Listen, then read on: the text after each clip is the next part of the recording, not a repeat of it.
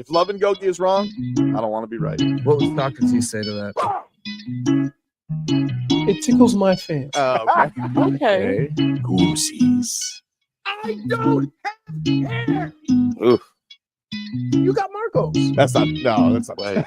Yeah, That's true. You do got me. Get over here, Marcus. Hey. What? Tobin and Leroy, ready to deploy. Had to hit it with a little journalism, but that was a decoy. Better have about me, boy. Okay. Leroy and Tobin, hold to the show, man. Still to the songs with the show, and till then his half moon open. Sometimes go taste like a snowman. No proof I'm alive by the motor. No proof. I always wanted him, I never hated him, I never traded him, independent, I never ever traded. You know what is a star? Like another city, the driver's side fly. Gucci get large, so many more. 10 in the more, never a bar. Hey, 10 in the more, 2 to the P. Nothing to you, but it's something to me. Handsome as ever and cute as can be. You can watch on YouTube with videos for free. Hey, this one time for the Twitch. Hey, this one time for the text.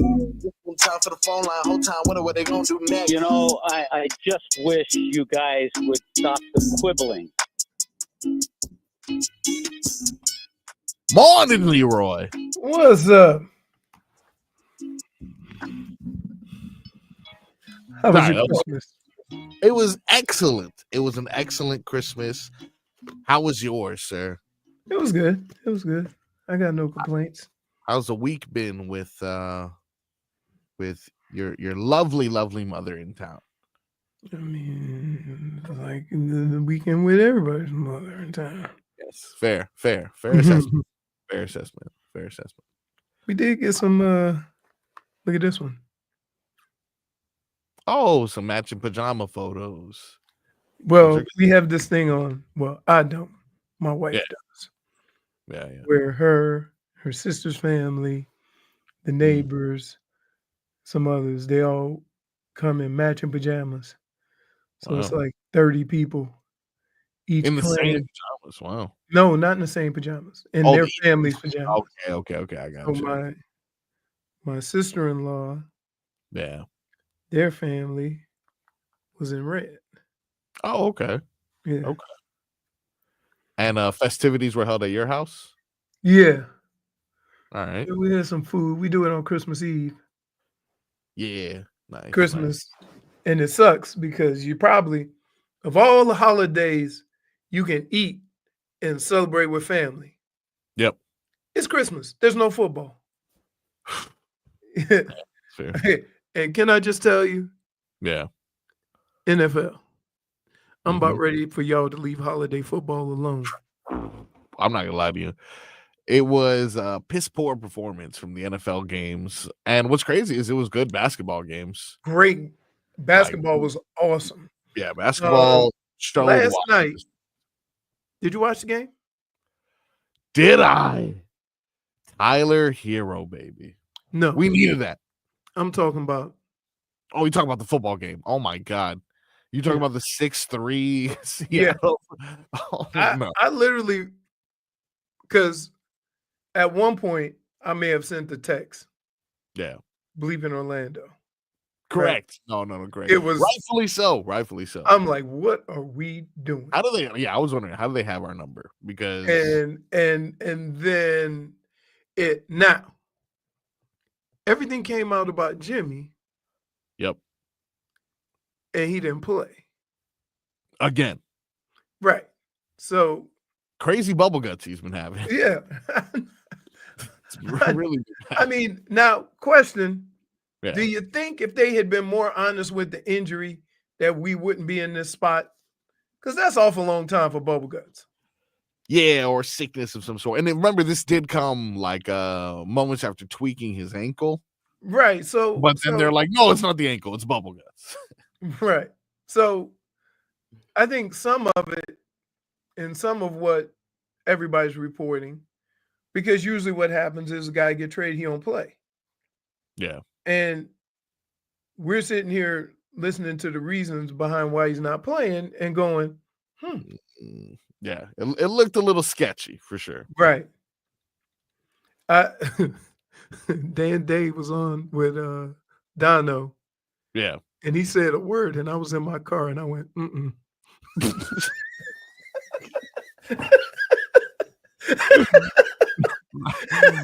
Now we're correcting at every opportunity we get. Oh no, I do it all the time. I do it all the time. Don't nobody understand what the hell I'm doing. But my mother-in-law said something. I went. Mm-mm. She's like, "What did you? I'm sorry. Did you say something over there?" Yeah, I said no, but neither did you. Both said a lot of nothing. Just So I don't know what the Jimmy think. Now, is it me? Or when somebody comes out and says there's no way he's getting traded, you don't believe it one bit? yeah, I did see that seems to be the reaction from Heat Nation. Pat Riley comes out with the statement, which usually they don't. Usually they ignore these things. Which means even like, yeah. So, but like at this point, what is that the only thing you can say though? Yeah. You definitely can't say we're weighing options. Here's why Pat Riley plays chess and everybody else plays checkers. Yeah. Any other team, the news would already be out there. Right? And then teams would start. Yeah. Like the Dame Lillard thing was out there to the point where it almost hamstrung the Heat because he had that out there. And then, Portland said, no, we're not doing that. So if he is or isn't, I think about what he said was it leaves all options open. Even though word is Jimmy would like, or this is what Sham said, he would prefer to go to 4 places. Right? So I just gotta feel like, why would they be so I understand that athletes and teams, they lie. I get that. They totally lie. When you get that adamant, that makes it worse. Right? And they've been very it just seems like the more they deny, the more everyone's like, I don't know. I don't because trust them. usually the Heat don't even comment on stuff like that. Yeah. So I don't know. And release a statement. The thing that I want people to understand, and I say this a lot, different doesn't mean better. When the Heat play without Jimmy, they are different. It doesn't necessarily mean they are better. And I think that's the thing that a lot of people chew on, because when you see Tyler take the reins, when you see Khalil getting some run, when you see Jaime and Pele Larson, and you see all these young guys coming in, right, that look like, okay, they're ready for their moment. Well, you don't know. And you don't want to go into the playoffs with a whole bunch of unseasoned guys. And that's kind of what you have to determine. That being said, if Jimmy's not healthy, then what good is it? Yeah, availability, best ability. You've heard it before multiple times. Luckily, or hopefully, I should say, whatever Jimmy's going through is something he'll be able to bounce back. But you're right. We play differently without Jimmy, but ultimately, we are a better team when Jimmy Butler is healthy and in the starting line and locked in, I should say, and mentally. Think of all the, but and if I'm Pat Riley and if I'm me, think of all the variables you just threw in there. Yeah, at least 3. Right. So, and right, locked in, right. And so right. So not a back-to-back. If you have to say all those things, is that saying something in itself? That just means that he must be so damn good. Because you'll have she's beautiful.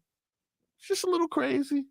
Just a little crazy sometimes. Just a little crazy. And she beautiful. That's essentially how the Heat's relationship with Jimmy Butler is. It's you take what you can get, because when you get it, it's so damn good. It's actually some of the best stuff in the league. Right, but what if you don't get it when you need it? That's actually the crossroads that we're at. I think this is a season where we determine if maybe we've had enough. Maybe it's time for me to find but 10. You're playing here. you're playing a dangerous game because Jimmy says he's not going to opt in. Yeah. But if he kicks the tires on stuff and realize ain't nobody really offering him a whole bunch of money or they're not giving him what he wants. Yeah. And he says, okay, well, I'll just opt in for 52. Yeah. Now we're on the books for 52. So like it's a weird thing, the circumstances with or without Jimmy playing, because they decided they weren't going to extend him. Yeah. And so they explain why. Right. And the best time to trade someone is on that last year. Absolutely. Before you're hooked for that 52. Right. So does it become more of a financial thing over a talent thing? If it becomes a financial thing, would that mean you're comfortable with just unloading him for a couple role players to save some money? No, because the keep in mind the contract's got to match. Yeah, for sure. So you talking about 20-30 million for a couple of role players. It's a lot, right, exactly. So and then who's to say he don't pull a Kawhi? Yeah. Remember, Kawhi went to Toronto and then left. Yeah, absolutely. But they got their chip. Even trade, if you ask me. 1 year rental. Yeah, I mean they lost. They and then think of it this way: you may let them walk for nothing, but then all that money off your books, and you got a championship. Yeah, absolutely. I mean, they were a pretty competitive team for the next couple of years. It's just obviously, Kawhi Leonard, that makes a big difference. Right. So, there's a lot of things that the Heat have to decide. Yeah. All of which the comments don't make it don't ease the bane of any. Well, that's when you know that something's crazy. When the powers that be come out and make a statement and it makes people feel more insecure. You know what I am wondering though? I am as I look at who's at the center of this, and I'm not only talking Jimmy Butler, and I'm not only talking the Miami Heat, because if as in regards to organizations are always going to lie, but in regards to organizations, the Miami Heat have been pretty direct this entire time. Yeah. Jimmy Butler has even come out in multiple times and said, I'm pretty sure I'm going to stay here. I know you guys are talking about the hair, this and that, but I'm comfortable here. The only person who has really been throwing, a lot of fuel to this fire has been freaking Shams, dude. And but here's the deal. Yeah. Where's he getting that information from? That's the because Jimmy's agent is denying it. Jimmy's denying it. The Heat is denying it. What the hell are you doing? Where are you getting this from, Shams? Oh, I think I know who it is, actually. Who? Drew Smith. Information to the media, dude. I know it's him. I'm actually positive it's him. I think my whole frustration with the whole thing is I kind of just want Jimmy playing. Yes, and when he's not playing, these things come up in my mind. It's like when that girl that is a little bit crazy but smoking hot go on a girls trip. There's dudes that she going out to Cabo or something like that with her friends. You know what's up, and you just hoping. She hasn't posted a story in a while, Leroy. I haven't seen her post any stories. Right. So, I mean, yeah. It's there could be some flirting on the other side of. Oh, there is, but you got to hope your relationship's strong enough to withstand. Yeah, and that's where it comes in. That's where the uncertainty. Absolutely. Got to make sure you're on your game, and you're active to play in these moments, so that when that flirting, you can't be in your game when she on the bikini on the beach in Cabo. Your game is here in Florida. Jimmy, come back. You can blame it all on me. Yeah, you just hope she don't come back with a side piece. Then It's one of those shows JFig and Tobin watch where they test their hey, relationship out. don't worry. Look at JFig. Hey, I tell you what, Yeah. I'll be doing some work. I'll be doing some JFig work, propping her ass out. Cropping it out. Yep, The cropper. the cropper. When we come back, we take a quick break. We are going to break down yesterday's victory, even with all the drama surrounding Jimmy Butler. The Miami Heat had an opportunity to redeem themselves in a very up and down game with the Orlando Magic yesterday. Tyler Herro was a hero in the end. We got that and much more on the Tobin and Leroy Show.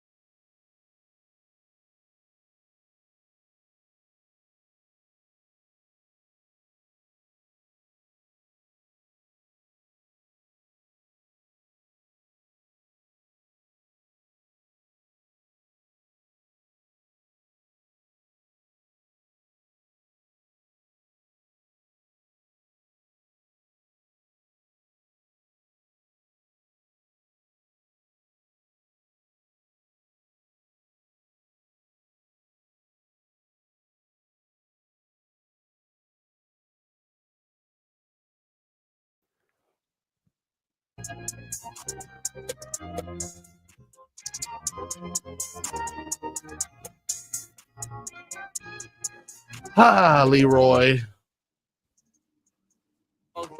So ones that hate me the most, that look just like me. You tell me what that means. Tyler Herro yesterday. Amazing ending for the Miami Heat. That was a early 1990s type of game. Wow, did I see the 84-82 score and think, what the hell just happened here? What exactly are we not scoring? What's going on here? But I'm not surprised with the Miami Heat. Am I ever surprised by a low-scoring, gritty basketball game for the Miami Heat? That's the basketball version of 2-1 filthy. Yeah, I was indeed a 2-1 filthy. It was filthy to watch for a bit as the Heat dropped a quick deficit within the first half. I think they were down maybe about 15 points at least. And it seemed like the Magic were going to pull away with it the same way they did before. We got a Leroy patented text. He was very upset with the Magic. But remember, I said it early in the week. Like, Tobin says, what a game. Throwback. It was a throwback. It definitely was a throwback for sure. You mean throw up? It was disgusting for quite some time. It was disgusting. It did feel like, for some reason, no matter what the scenario is, Orlando has our number. But then the Heat kept crawling back, baby. Kept fighting back. They got they got rid of that deficit and got it reasonable quickly. So yeah, absolutely. It wasn't a matter of you going into the third and early in the fourth quarter with that giant lead. By then it was a pretty close game. So yeah, the story of last game was the Orlando Magic outscoring the Miami Heat in the fourth quarter, like 33-8. This game was flipped on the other side as the Miami Heat were able to outscore the Magic 28-17. And some late game heroics from our boy Tyler Herro put things away. We were able to hear from him after the game. Tyler Herro spoke about the play drawn up by Spo that led to him hitting the game winner. This is Tyler Herro after the game. I mean, just getting the ball to the top and letting me work. That was the play. Spo drew up a great play to free me up, get me in motion a little bit to where I was on the run, and then kind of just went and made my own play. I mean, ever since this guy has shaved his head, he's been on another level. He has been on another level. You know, it's weird because NBA players usually start getting into their prime around this age. Yeah. And he's so young, been in the league so long. But we always forget about that. Like even the great ones, right? Like it's 26, 27 years old. That I don't care when you come into the league. It always seems like when you get there, the problem is that when you've been watching a guy for 5 years, yeah, you tend to lose that, fact. But it's been proven. You look at, when did LeBron start winning? Right? He was getting there, but when did he start winning? 26, 27. There's some anomalies in that. Right? When did Jordan start winning his championships? Everybody think Jordan came right into the league, was winning, championships right away. Nope, 26, 27. I'll tell you a 27-year-old that's kind of regressed this year. What the hell is going on with Bam Adebayo? I don't know, man. 4 points in 35 minutes yesterday. Huh? Yeah. Yeah, it seemed like the guy, I think it was Goga Badase. I can't even say his name correctly, but it seems like every time Miami Heat come against a big man, he kind of just like shrivels, And I get that he has so many responsibilities. I understand he's more important to the team than just scoring. Let's also 4 points though, Bam. Let's also keep in mind he's never covering. Bam's 3-4 inches shorter than all these guys that you asking him to guard every night. Yes, but we're 28 games. Wait, think about this. Yeah. Every other guy that has had the responsibility of Bam, that's been their only responsibility. So Dennis Rodman wasn't a tall guy. Correct. Ben Ben Wallace. Wallace wasn't a tall guy, right? Sure. That was their only responsibilities. Hell, if you look at who was Orlando that played for Orlando and then went to LA. Talking about Dwight Howard? Dwight Howard. Dwight Howard is shorter than LeBron. Is he? And he's an athletic guy who all he did was dunks, alley-oops, and defend the rim. When you ask Bam to not only do those things, but then be on the perimeter. So I get it. And the other thing is when you have all these other guys scoring, I mean, you look at Alex Burke, Oh man, Alec Burke yesterday. Spo was commenting on how much he contributed. Tell you what, man. 1-0 since Drew Smith. I'm just saying. Dude. We wish you a speedy recovery. Totally. Yeah, come back. Want you back in the lineup, of course. But man, that Alec Burks, big time impact yesterday. Spo had an opportunity to speak. He talked about the play that he drew up and the look that he got to end the game there. This is Spo talking about the game-winning shot. Yeah, we got the ball to Tyler, which is not a foregone conclusion, against this team, or I should say the way this game was going. This was a total throwback 90s game for both sides. It felt like both teams had 25 plus turnovers, but you want to see two teams competing hard. This was one of those games. Nobody was giving any inch of ground, defensively. So we were able to get him the ball, get him a little bit of space, and then he was able to take it, to a spot and elevate. And he made 3 big shots. And going down the stretch after, struggling a little bit, that just shows you how mentally tough he is. They really game planned, to try to, wear on him and get him out of his normal comfort stuff. You have to give them credit for that. But the shot making, those 3 big shots were important. And then, we were able to get enough key stops. Even the stop with the tip in, it was a great stop. Thought we had the rebound, then it popped up. I thought it was going to come off on the other side, and then I saw it. I was shocked when it went in. It was just one of those nights. I mean, it felt like we were playing the entire night, 15 down. I don't know if it was our best win this year, but it was definitely our toughest win this season. We showed, the most grit, collective grit, the most mental toughness, tonight to be able to find a way to win. Jesus Christ, Mike McDaniel. I was long. But you heard it there from Spo. Very gritty game. They were able to pull it out.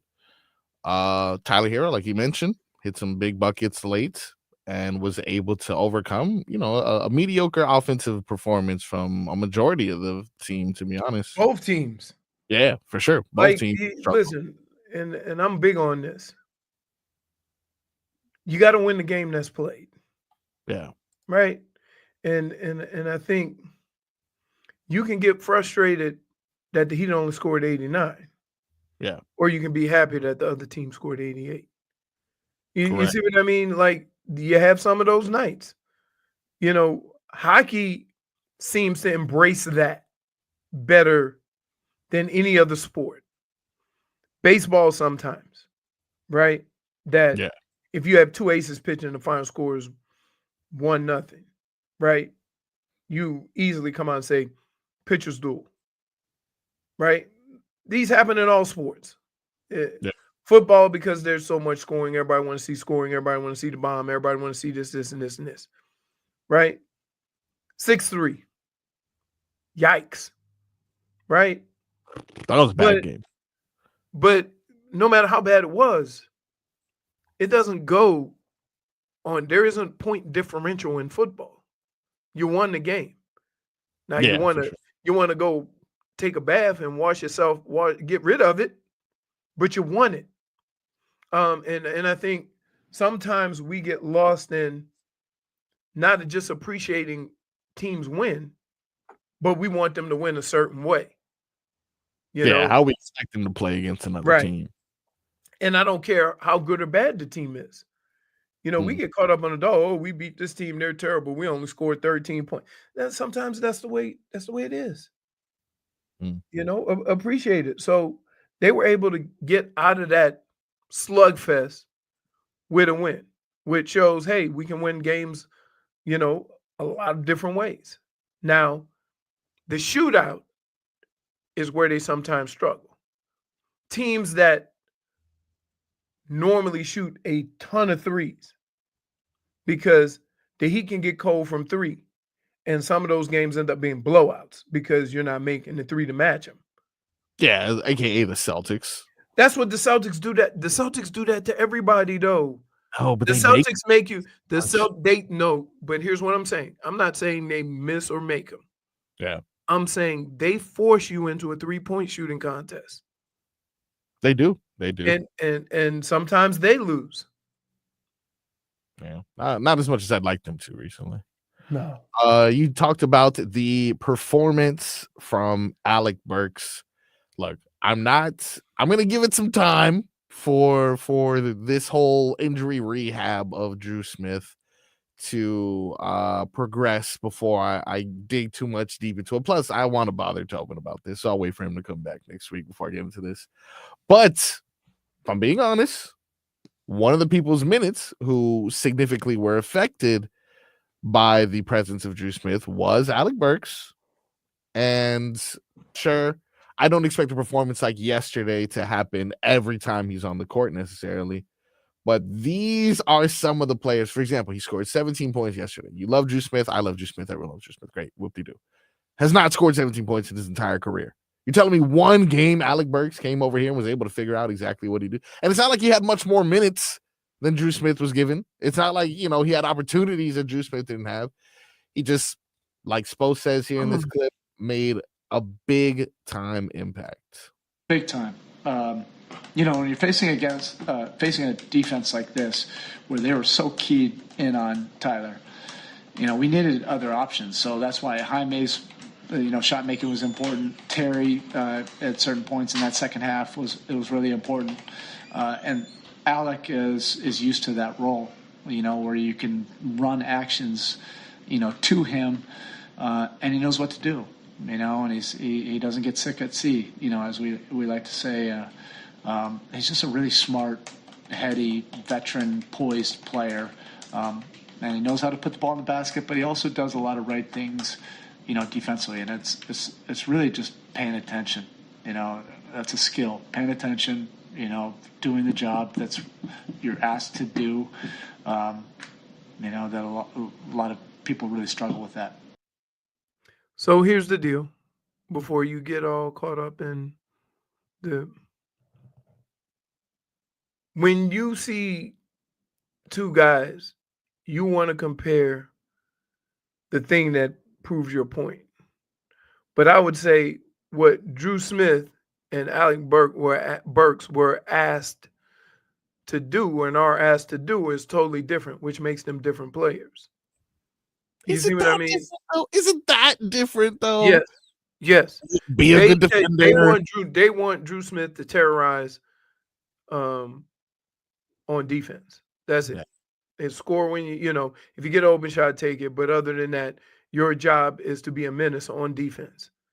3 steals yesterday from Alec Burks. Pretty good. Yeah, he's a defensive guy too, but Drew Smith wouldn't get as many opportunities offensively as he would, as Alec did. 4 for 5 yesterday. Totally efficient. 6 for 7 from the free throw.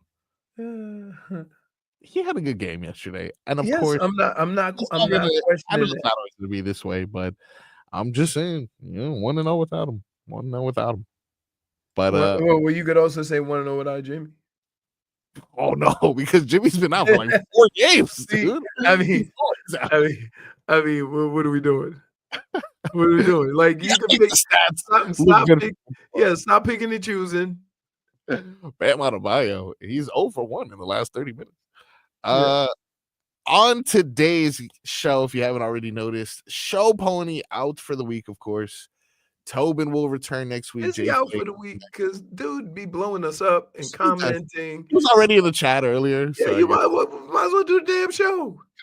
he's dying to do the show right now. But we do have a lot today, action-packed. We do have a good weekend. We've been talking about the Heat, but we do have an important Miami Dolphins game. Leroy, I believe, if I'm not mistaken. I leave tomorrow. So we'll talk about and I'll be on that early bird.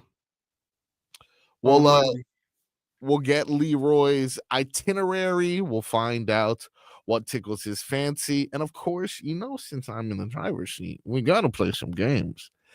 It is that time, Leroy. You're a college football expert. You usually do good at this, so just want you to know that I'm developing this game with the idea that I know you're going to do good, so I'm going to try to catch you slipping. We're going to play Is That a Bowl Game today?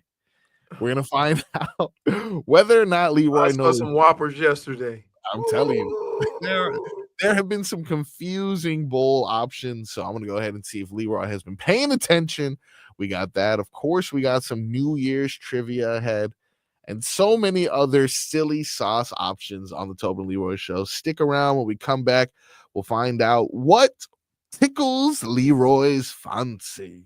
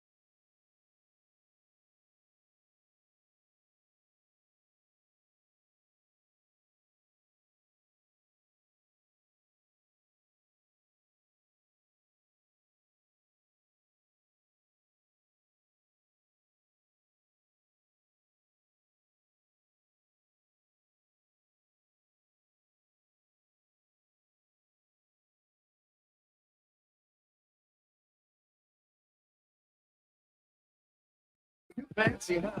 Are you fancy, huh?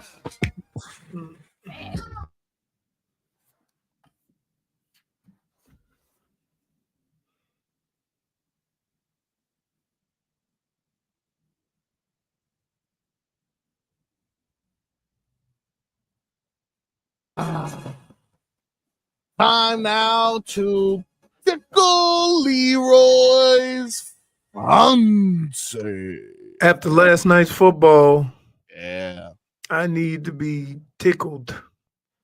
that is completely understandable, my friend. We will get to the NFL slate, but before we do, Saturday, December 28th, your Miami Hurricanes will take part in the best trophied bowl of the unimportant bowls. That's all I have, and that's what I'm holding on to, baby. Iowa State versus Miami in Orlando, Florida at the Pop-Tarts Bowl. 3:30 p.m. Leroy, does that tickle your fancy? You want the good news or the bad news? The good news is, yes, I would like to see it because I'm very impressed with Cam Ward and the fact that he's playing. My fancy is tickled. And it annoys me that people are making a big deal about whether a guy should play or not. Like, stop making football, right, a health issue. It's always been a health issue. All right? Why don't you say it about the third game of the season or the fifth game of the season, right? You're going to do it about probably the biggest game you're going to play all year. Like, it bothers me when kids do that. I understand about draft status, and I don't get on them for making that decision. But you start off by playing football, and nobody can tell you when you're going to get an injury, and it happens. It's unfortunate. But to say, I'm not going to play because I'm going to protect, I mean, how does that look? Would you hire somebody like that? No. Right. You like, oh, if it gets too tough, or if he gonna always protect his money. Right. So I appreciate what Cam Ward is doing, as I do a lot of the guys that are playing in a bowl game. That's the good news. All right. Now, bad news is I'll be on a plane. Whoa! You barely to leave there, Leroy. My flight leaves at exactly 3:34. Fancy, not tickled. Well, yeah, you won't even have an opportunity. Sometimes you can catch a couple glimpses at the bar. You won't even have a chance for that. Nope. And it lands at 6:30. The game will be over. Wow, so you're gonna miss it. Well, and I don't even want to give too much of your information out there, but what airline would you happen to be? Feel comfortable sharing that information? American. Only direct flight. So they might have TVs on there. Might allow me to see it. Hopefully it's a bowl that's covered, because tomorrow we got an action-packed day, Leroy. I'm not sure if you're aware of what's going on. But like this Saturday is going to be all day football. Yes, and there's NFL games. Yes, but before we get to the football slate, because there's a plethora of football games we could get to, the only game this weekend that you'll be able to enjoy if you're a hockey fan will be tomorrow at 1 p.m. The Montreal Canadiens head over to take on your Florida Panthers, and the Panthers will be at home tomorrow at 1 p.m. Leroy, does that tickle your fancy? No, not because I don't enjoy watching the Panthers. Well, I love the Panthers, but this is like the peak of football season. Absolutely, right? Those 3 weeks. Christmas, New Year's, the peak football. So I'm gonna put them on the back burner because I won't be able to give them the fullest of my attention. Fair. We do have a lot of division matchups tomorrow, but let's start with the slate at 1 p.m. NFL games. This is tomorrow at 1 p.m. for those who are listening and confused. I do mean Saturday. That's right. NFL has already encroached into Saturday. It is Chargers Patriots at 1 p.m. Leroy, does that tickle your fancy? Yeah, I'll give a little look before I leave, simply because that's a gross game. I'm not gonna lie to you. It impacts the Dolphins, doesn't it? Correct. The Chargers are who we are watching. One of the teams that we need. I think we need everybody to lose. If everyone who we hate can lose, that'd be good. And the Patriots, I can't tell you how many games I've seen of theirs where they've kind of battled to the end, just like they did with Buffalo last week. Yeah, they're feisty. They just feisty. don't quite have the talent. Correct, which is good. Sometimes you see certain teams at this point in the season kind of give up on their coach, give up on the whole thing. They have not. They have not. Jerod Mayo's doing a pretty decent job over there in New England, and they're still scrapping out there. So I never thought I'd say this, but let's go Patriots. Another game with implications on our future. I believe any one of these teams losing is good, but I think we want the Broncos to lose. That'll be tomorrow at 4:30 p.m. Broncos versus Bengals. How do you feel about that one, Leroy? Does it tickle your fancy? Yeah, Joe Burrow is sneakily having an incredible year on a horrible team. And if it were any other person, we'd say looter in a riot. But yes. But the reason why we don't is because he went to the Super Bowl. But it is a looter. According to the Palm Beach Post here. According to the Palm Beach Post, an article here by Dan Rohrabal. I don't know if I said his name right, but he gets it. Chargers versus Patriots. Of course, we root for New England. In Broncos versus Bengals, it is suggested that we root for Cincinnati. That would help the Dolphins' best chances of getting into the playoffs. Let's keep it moving. The late game tomorrow, 8-10. Another scrappy team we've been dealing with, and a team that seems to potentially have turned it around. The Arizona Cardinals take on the Los Angeles Rams tomorrow at 8:10 p.m. Leroy, does that tickle your fancy? Yeah. I'm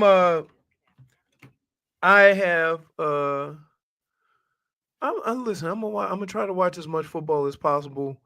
My fancy is makes it a little difficult when traveling and stuff. Right, exactly. So that's okay. You said you're landing at around 6 something. You get your luggage. Get my luggage. You'll probably get to your hotel around sometime close to halftime. Yeah. You're not going to the club tomorrow, are you? Club. I know you do.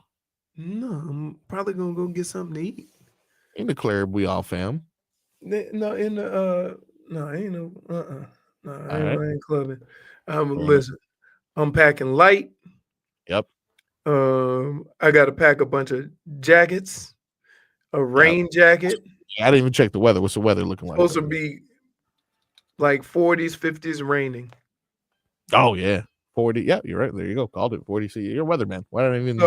So I got to bring a rain jacket. That's strange. 40s, 50s rain. I would expect like snow at this time in Cleveland. Yeah, normally it is. I'm not even renting a car. What? What you Ubering? No, I'm gonna just stay downtown.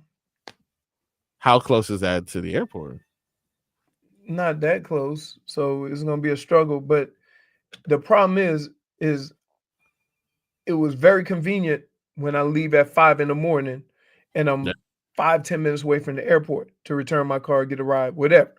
Yeah. The problem is on game day trying to park the car driving downtown. Yeah, I've heard that's not good. And more importantly, finding the car after the game. Ooh. Because I don't care. Like, I don't know about most people, but there's lots all over the place. And I'm gonna say this, that you can take a picture and you can remember where you parked, but then what happens is you come out of the stadium in a different spot.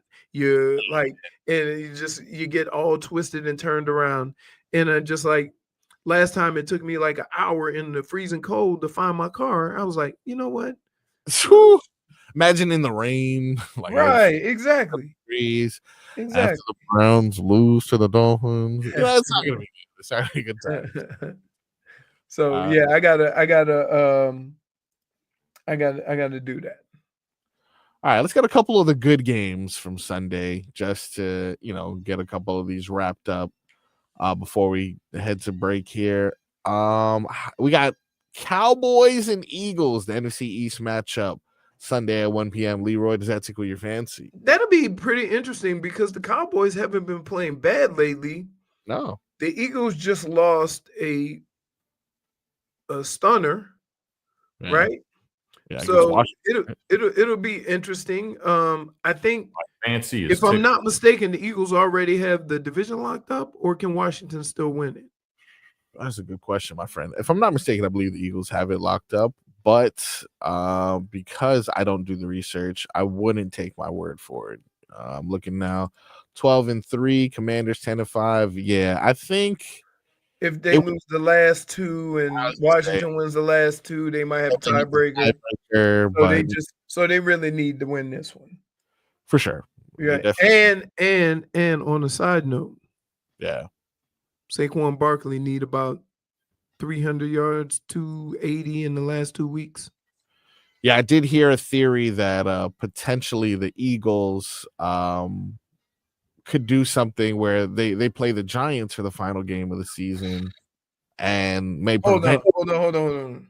Yeah. First of all, yeah, you know what Saquon want to do against the Giants. Oh, he wants to kill him. Absolutely. Right. Didn't he run for like two bills the last time he played him? Yes, which is interesting. Like everyone thinks, yeah, of course Saquon would want to run for another 200 against them. But another theory that came out recently was maybe they want to kind of sit Saquon and let the Giants win if they have the division secured, so that the Giants lose draft stock instead, potentially lose out on the first pick. Oh, yeah, because but here's the kicker. I don't think Saquon's that petty though. He has every right to. I don't care who you play. Yeah, you want to. Yeah, you ain't losing. Yeah. You're right. Like even if you put the backups in, they ain't losing to the Giants. Yeah, which is unfortunate because the Giants are going to be one of the teams facing off against the Colts this week. That is another thing that we need to be watching in order for the playoff picture. Why when you need something to happen, right? Your teams ain't never playing the good teams. Right? And then the team who you're looking at, they have the Jaguars and they have the Giants. The two teams that they're going to be facing over the next 2 weeks, the Colts have a combined record of 5-25. Right. But I still like, no matter how much I believe in their run game, their quarterback. Yeah, that's fair. They won a game. He threw 11 passes. Not good. Right. Not good. We are going to wrap up tickling Leroy's fancy with a game that I think I know the answer to, but I'm going to go ahead and ask it anyway. In person, eating blue crab or other fancy things, I'm assuming, from the suite. Leroy, the Miami Dolphins, flexed out of Sunday night. Thank you. Thank you, flexing people. Could you imagine an 8:00 game and a 5 and a flight that leaves at 5 a.m? Yeah, they did you a favor. I could have just flew in. I basically could have just flew in on Sunday. Yeah, you basically could have at that point. Right. Well, Leroy, 4:05 p.m., Cleveland Browns Stadium, Dolphins Browns. Tickle your fancy? Yes, of course. I'll be there. I'll be interested to see how this offensive line does against their defensive line. And the question, if you're a Dolphins fan, that you would have. Now, keep in mind, I don't care how much it rains, you always have a dry football. They always keep the footballs dry. So that is not as much of an issue as people make of it. However, that defensive line is still pretty good, even with Zadarius no longer there. Yeah. They still can get after the passer, and Myles Garrett is, like I told you, I was standing next to him, and a piece. Yes, he's a big boy and athletic and all that. So they're gonna have their hands full with that. The secondary is not bad, right? They have a Yeah. couple of guys who are really good in the secondary. So it'll be interesting to see if the Dolphins can run the football because the weather is going to get inclement. It's going to be rainy. It's going to be right. And I think there are times in the game where you want to speed up the game, and that's hard to do when you got to switch the ball every play. Yeah, very true. That was Tickle Leroy's Fancy. We got more Dolphins coverage in hour 2. We're going to be talking to Alex Donno next hour as well as he breaks down all things Miami Hurricanes right here on the Tobin Leroy Show.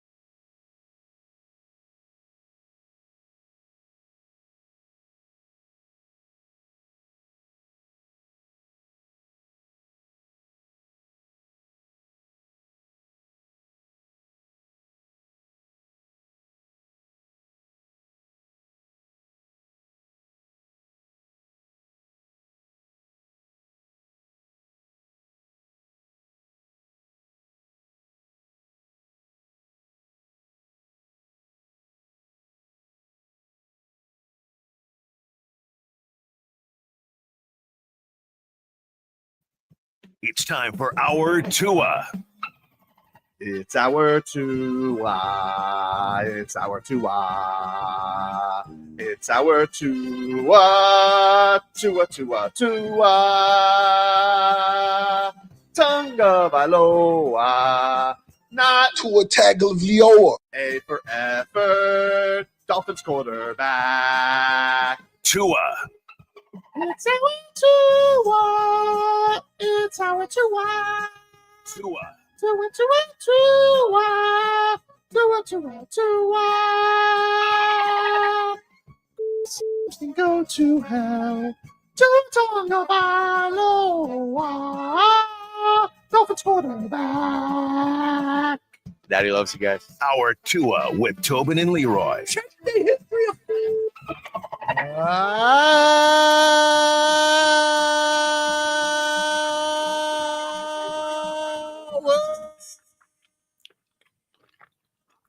the program, ladies and gentlemen.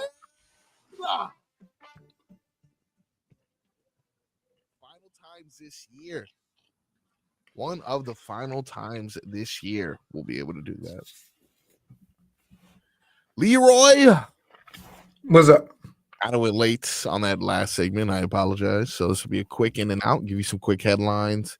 Like I mentioned in the last segment, we got Alex Donno to close this hour out a little bit later. In this hour, we will be covering a little bit of the Miami Dolphins as they continue their playoff hunt this Sunday. We'll find out who's in, who's out. We'll hear from the coach. We'll hear from the quarterback himself. Leroy, what are the chances you give the Miami Dolphins of making the playoffs? Well, if I were to give you, I guess, various answers, would you say more or less than 20%? Less. Less than 20% chance. That's rough. That's, Too many variables.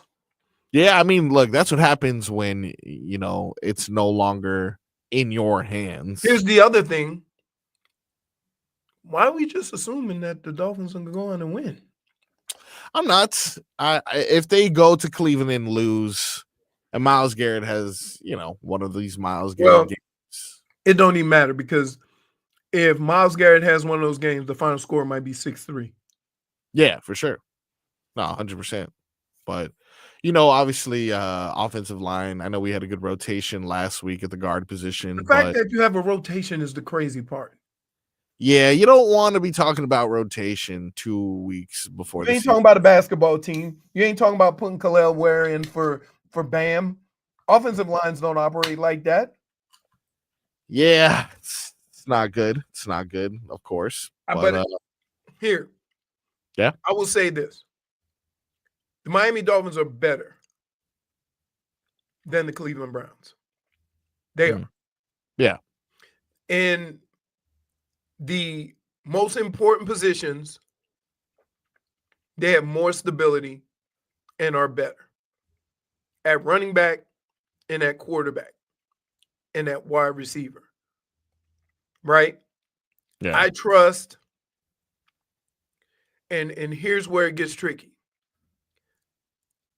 I believe that the Miami Dolphins defense will have an easier job containing that offense than the Cleveland Browns will containing this offense. Yeah, and it all has to do with the things I talked about before. I saw something that was interesting. I know it's obviously late in the season, and there's a chance the Miami Dolphins season may be over in 2 weeks. So I don't think there's a chance he would have come here anyway. But did you see the news, my friend, that Teddy Bridgewater is coming out of retirement to sign with the Lions? Yeah. Mm-hmm. We talked about it. That would be cool. Could you imagine? Now that's a Netflix movie if I ever saw one, right? Yeah. High school coach coaches team to his alma mater state championship and then go win the Super Bowl in in Detroit. In Detroit, after people wrote him off, said he would never return, never come back at all, and he has an opportunity to have one of the greatest stories of all time, and Right. could have happened to a better human based off Yeah, he's a good dude. really good dude. So that's cool. It's unfortunate because he was at the peak of his powers before he had that serious knee injury. No, it was bad. It was definitely bad. Leroy, talking about Sunday's game, do you think the weather, the Miami Dolphins all year have been trying to fight that cold weather stigma? It's not going to be freezing cold, luckily for them. It's going to be, it's not, 50, I would say all the way up until maybe 40, 45 is great football weather. You can run all day. That's not the issue. The issue is the rain. And usually when you have 50 degrees, rain, you're going to have some wind. It's just going to be a miserable northern day. Usually this time of year, that's snow. So it's a little bit weird that it's rain. I played in games. How about this? I played in games where it started off 50s and raining and ended up 30s and snowing. So the field started getting slippery and getting hard. Yeah, so in the middle of the game. Right. I'm going in at halftime and you know it because they have lake effect snow. Right. Oh.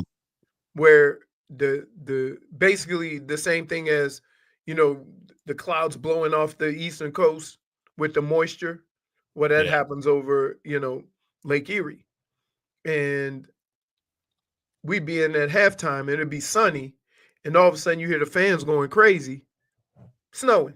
You come back out and there's a sheet of snow on the field.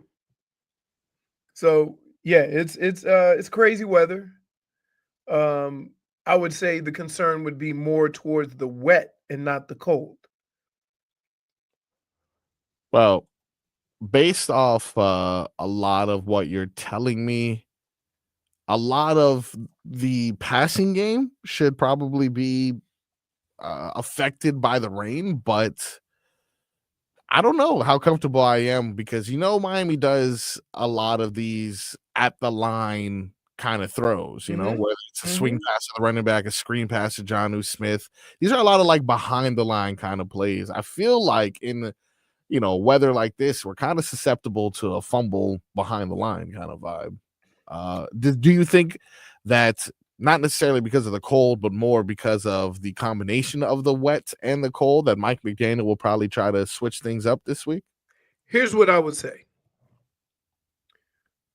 When you play most of your offense out of shotgun, you're putting yourself more in harm's way. You're adding a variable to it that could create some problems. It's not like, you periodically use a shotgun, but most of the time you're under center. That's why you notice a lot of quarterbacks that play up north play under center. Because you're trying to avoid, those incidents or whatever that you're talking about. Slippery ball rolls out, squeeze it too hard, snap it high, ball slips out of quarterback hand. How many fumbles have we had this year, or snap interactions have we had this year? That's happened a lot in football in general, right? Like you've seen quarterbacks almost every week, wasn't ready, right? When the only difference is it happened, I want to say it happened last week. I watched the game, it happened, but it hit him right in the belly. So he was able to catch it. Whereas when Tua gets one of those, it's a rocket man. Right? Yeah, for sure. I mean, he's didn't necessarily paint himself in the best light when he called himself a shortstop, but I don't know. There's just been questionable activity with the ball a lot of willy-nilly activity, I'd say. And, Yeah. I'm not necessarily worried as much as I am Here's what you don't want, the cold, but the wet and cold? especially in a game like this, Yeah. right?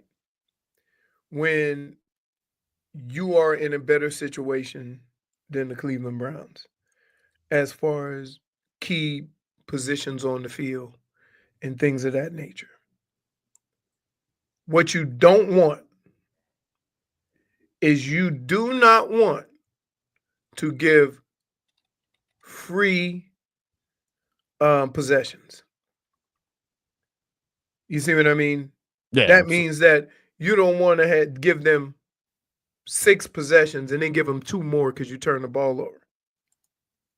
And so if you can just not turn the ball over, in most cases, the team with the most talent will kind of pull it out in the end. But if you don't win the turnover battle, you're just asking for trouble. You're putting yourself in harm's way even more. So, yeah, I don't know how Mike McDaniel will deal with this. I know that anytime we had bad weather games up north, quarterback would always be under center. And that's not something that the Dolphins really rarely do. They don't really do it. And Yeah. that's just one way of securing the football. And hell, I've seen we even have problems with that. I've even seen that. You'll roll it every now and then. Yeah. Nothing's worse than when the quarterback get the old Kris Kringle. He ain't ready for it, so his hands are just like limp and like, yeah. Is it called the Kris Kringle? That's what I call it. Like your fingers do like crinkle potato chips. I know, but is it Kris Like Kringle? not crinkle potato chips, crinkle French fries. No, That's what we call it, Kris Kringle. That's great. Well, when we come back, we got more Dolphins talk. Again, we got Donno who's going to break down the Hurricanes bowl game this weekend. Later on in the show, we're going to find out who's dead to us. We got some New Year's trivia. I got a couple articles that I read in regard to superstitions. I know we've covered this in the past, but I got a couple new superstitions that I read on that I want to know if you've ever heard of these before, Leroy, in regards to New Year. So we'll talk about that as well. We got that and much more on the Tobin and Leroy Show.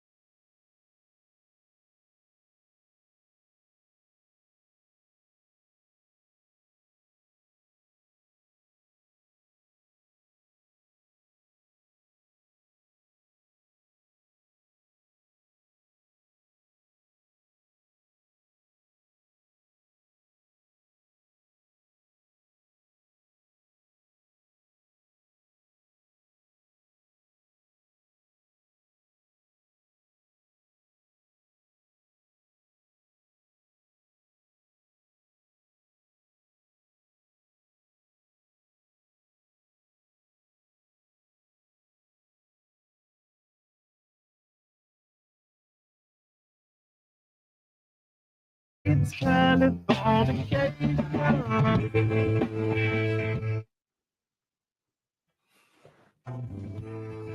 back to the Tobin and Leroy show. Tobin out for the week. I think we're all going to be in next Monday, right?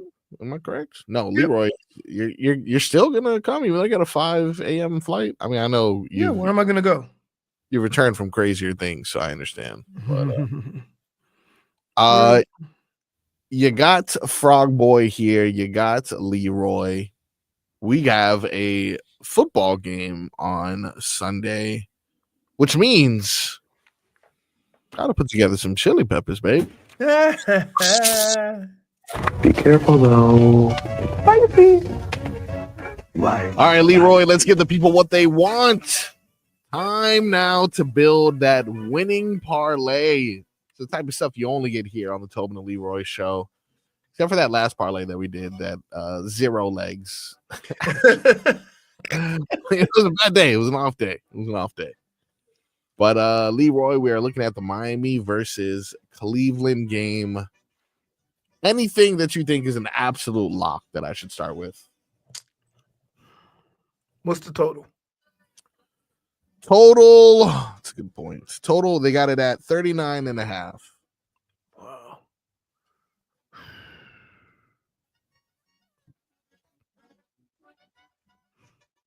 Wow. Under. Okay. Now they're giving the Browns plus 6.5. You think the Browns will cover that? I like, the thing is with weather. Yeah. There's the unknown. That's what I'm saying. Right? Bad weather, bad football. It's gonna be close. Jason Sanders kicking a couple field goals, maybe. How about, if you think it's gonna be under 39.5, chances are you think Cleveland's gonna be able to cover that 6.5. in theory, Yeah. I just saw a 31-2 game. The total was 33, and they lost by 29. So let's not just make assumptions. That's very true. That was a disgusting game, by the way. Although great performance by Lamar Jackson. I would say, what are the totals for DTR? What are the totals for Tua? All right, let's move on over to some player props. Total yards pass. Tua listed currently at 230.5. DTR at 170.5. Yikes. 170. I see, again, with the weather. Give me a Jonnu Smith. Jonnu Smith. Let's go. You talking about receiving yards? Yep. I think it's going to be a Jonnu Smith and Njoku game. All right. Well, I think Hard Rock agrees with you because unfortunately they have taken them off the board for now. I think they're probably waiting till closer so they can potentially weigh in the rain and stuff like that of how that'll affect the passing game. But I guess based off what's on the board now, we can give you a little preview parlay, if you will. How about Achane? Achane is listed. Let me see if they have his receiving. I know for sure they had his rushing. Achane, they're giving him 35.5 yards receiving. How many rushing? Let's see. Can you do rushing plus receiving? Yes, you definitely can. They have him at 58.5 rushing. If I were to combine both rushing and receiving, they have the number 99.5 for Achane. Needs 100-yard performance. By the way, yeah, those two numbers don't add up to 99, but that's what I'm saying, right? Something 35 is what they have his receiving on, and 58. 58, like that's 93, right? 93, 94. So I would say over. You want now on the combine? You want the over? Or you want over on combined on the over? Combined on the over. All right, because you don't like he's lightning in a bottle. Yeah, for sure. And I think you're right in regards to I think Jonnu Smith is probably gonna be another Jonnu Smith game. Tyreek Hill, who complained about not getting the proper amount of reps with his starting QB. They have his number listed at 52.5. What do you think about crazy? Tyreek Hill, 52. Tyreek Hill, right? That's crazy. I see the whole passing thing, right? The whole passing thing is a toss up for me because it could be rain, it could be bone dry and cool and perfect. Yeah. So I'm not gonna play weather. You know what I mean? Okay. So you're gonna avoid. I'm avoid passing, receiving. That's why I go H-N. Combined. Combined. Now, what about kicking? How's the wind in the Cleveland area? Like, is that going to be something that affects Jason Sanders? Right now, he's listed at 1.5 field goals. So 2 field goals. 2 field goals. Book it. Like that one right there. All right, I'm liking the value thus far that we're getting for this, Leroy. I'm liking the value that we're getting for this as of right now. We only got 3 legs, but, we're getting somewhere. What about an anytime touchdown? Do you think that's something worth going after? You said Njoku is someone who you think is going to have a good game? Njoku I would go both tight ends. Njoku or Jonnu Smith. For an anytime touchdown. Yeah. All right, so as of right now, they have Njoku who's available. So I'll select him. Leroy. You're talking to my soul with this value right here. You are talking to my soul. But why is this value so high? I'm actually confused. David Njoku right now. Because they try to run it, but okay. Because he's plus 400 for a touchdown. Yeah. So Leroy, this is value right here. I'll tell you what, this is value if I've ever heard value. I just think in games like this, you're talking about short passes. You're talking about getting the ball near the end zone, and both teams struggle running the football near the goal line. He has 5 touchdowns this season. It's not like he's like, no, this is good. But that's what I'm saying. Like when you don't have the running game that you're accustomed to having. Yeah. Last year the Dolphins and the Browns were really good running the ball in the red zone. And all of a sudden, crickets. So I'm like this, Leroy. They throw those little short passes. Except, let me tell you something. Yeah. You know how we send that message to Spo? Every time Khalil wear somebody's on notice. Okay. Mike McDaniel. Yep. You on notice if you throw a fade to Tyreek again. Oh no, can't do that. You on notice. Now, I mean, the DB swallows him up. It just makes the throw difficult. You know what I mean? Leroy, we got a solid little parlay right here. Just simple 4 legs. 4 legs, nothing crazy. Right. We have the total under 39.5. Yep. We have H-N combined rushing and receiving over 99.5. Yep. We got Jason Sanders over 1.5 field goals made. Mm-hmm. And we got an anytime touchdown by David Njoku, which puts us at plus 4,000, which means you put $10 on that bad boy. You're getting 410 back. Now, if I use my profit boost as well, a little 30% profit boost, that brings the payout to $530 for a little $10 right there. So you heard it here first. That is the best value you're going to get in South Florida right there. 4 legs at plus 4,000. Leroy Horde has spoken. Lock those picks in like I am right now. Leroy, if I win, I'm going to take you out to dinner, baby. Wait, no, this is what you're going to do. Yeah. Are you going to see if the Heat are playing? Oh, you want me to do? Hold on, man. Come on. We're going to see if the Heat playing, so we're going to get the half price off pizza. Oh, yeah. You use my code, Leroy. I'll let you use my code. When we come back, we got Alex Donno, who's going to be joining us. He will be breaking down all things Miami Hurricanes as we get ready for the Pop Tart Bowl this Saturday at 3:30. Miami versus Iowa State. You know where to hear it, right here on 560 QAM. WQAM.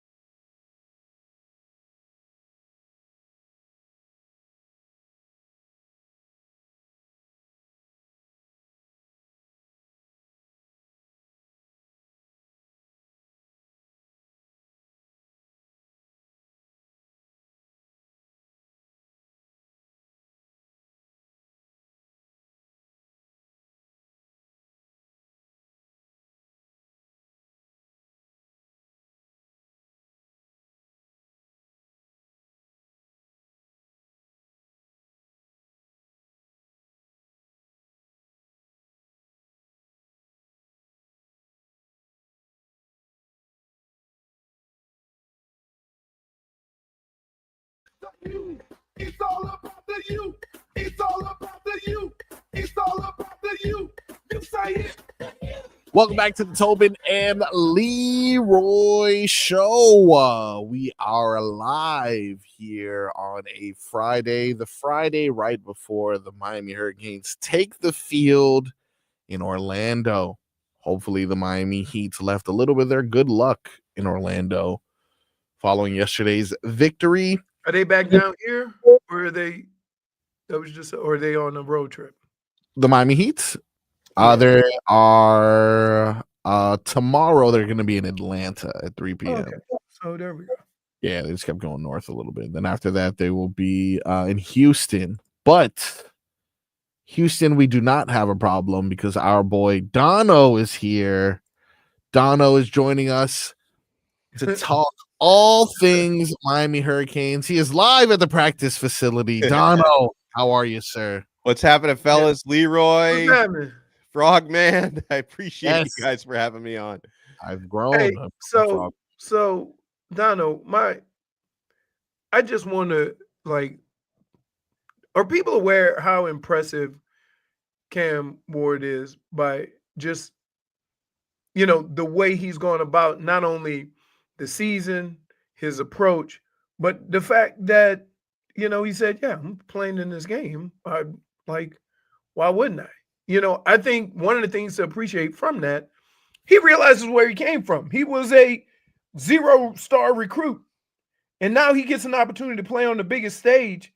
Forget about the NFL or whatever. He enjoys this, So isn't that, I mean, that has to be like going through that organization, going through the building, like everybody has to be extremely impressed with that. It's super refreshing. And I know it's appreciated within the facility. And Mario Cristobal had a news conference this morning and he talked about it and just really bringing up Cam Ward's DNA because he's wired different. Like Right. he's not, he's not pragmatic about the business side of football the way that certain other players are. Like in Ward's mind, it's like, why wouldn't I play? We have another game. why? He's been in Miami for 11 and a half months. He's been the leader and the face of the team for that time. I also think it matters to him to set the example for his teammates. And I don't expect Miami to have 100% ops in tomorrow, but I think there are going to be a lot of players who are opting in because they followed Ward's lead. And I think it's a little bit infectious the way that he does that. Right. And for Ward, Ward talked about it over the last couple of weeks. Cristobal talked about it today. Cam Ward just wants to finish the job that he started here. Like it's not, he would view not playing in the Pop Tart Bowl to him would be, leaving his team high and dry. And that's not the way that he approaches this. And, I don't really think there's anything he could do to raise his draft stock at this point. He's obviously taken a little bit of a risk by playing, but I do think, for see, that's the thing that I question, right? Like you could have a bad game, right? But how can one game jeopardize your status to the point where it drops you? And I would say this, that those people that are dropping you already had questions before that. Right. Yeah. I think the only real risk he would take is, the risk of potentially, picking up an injury. He does move a bit nonchalant in the pocket.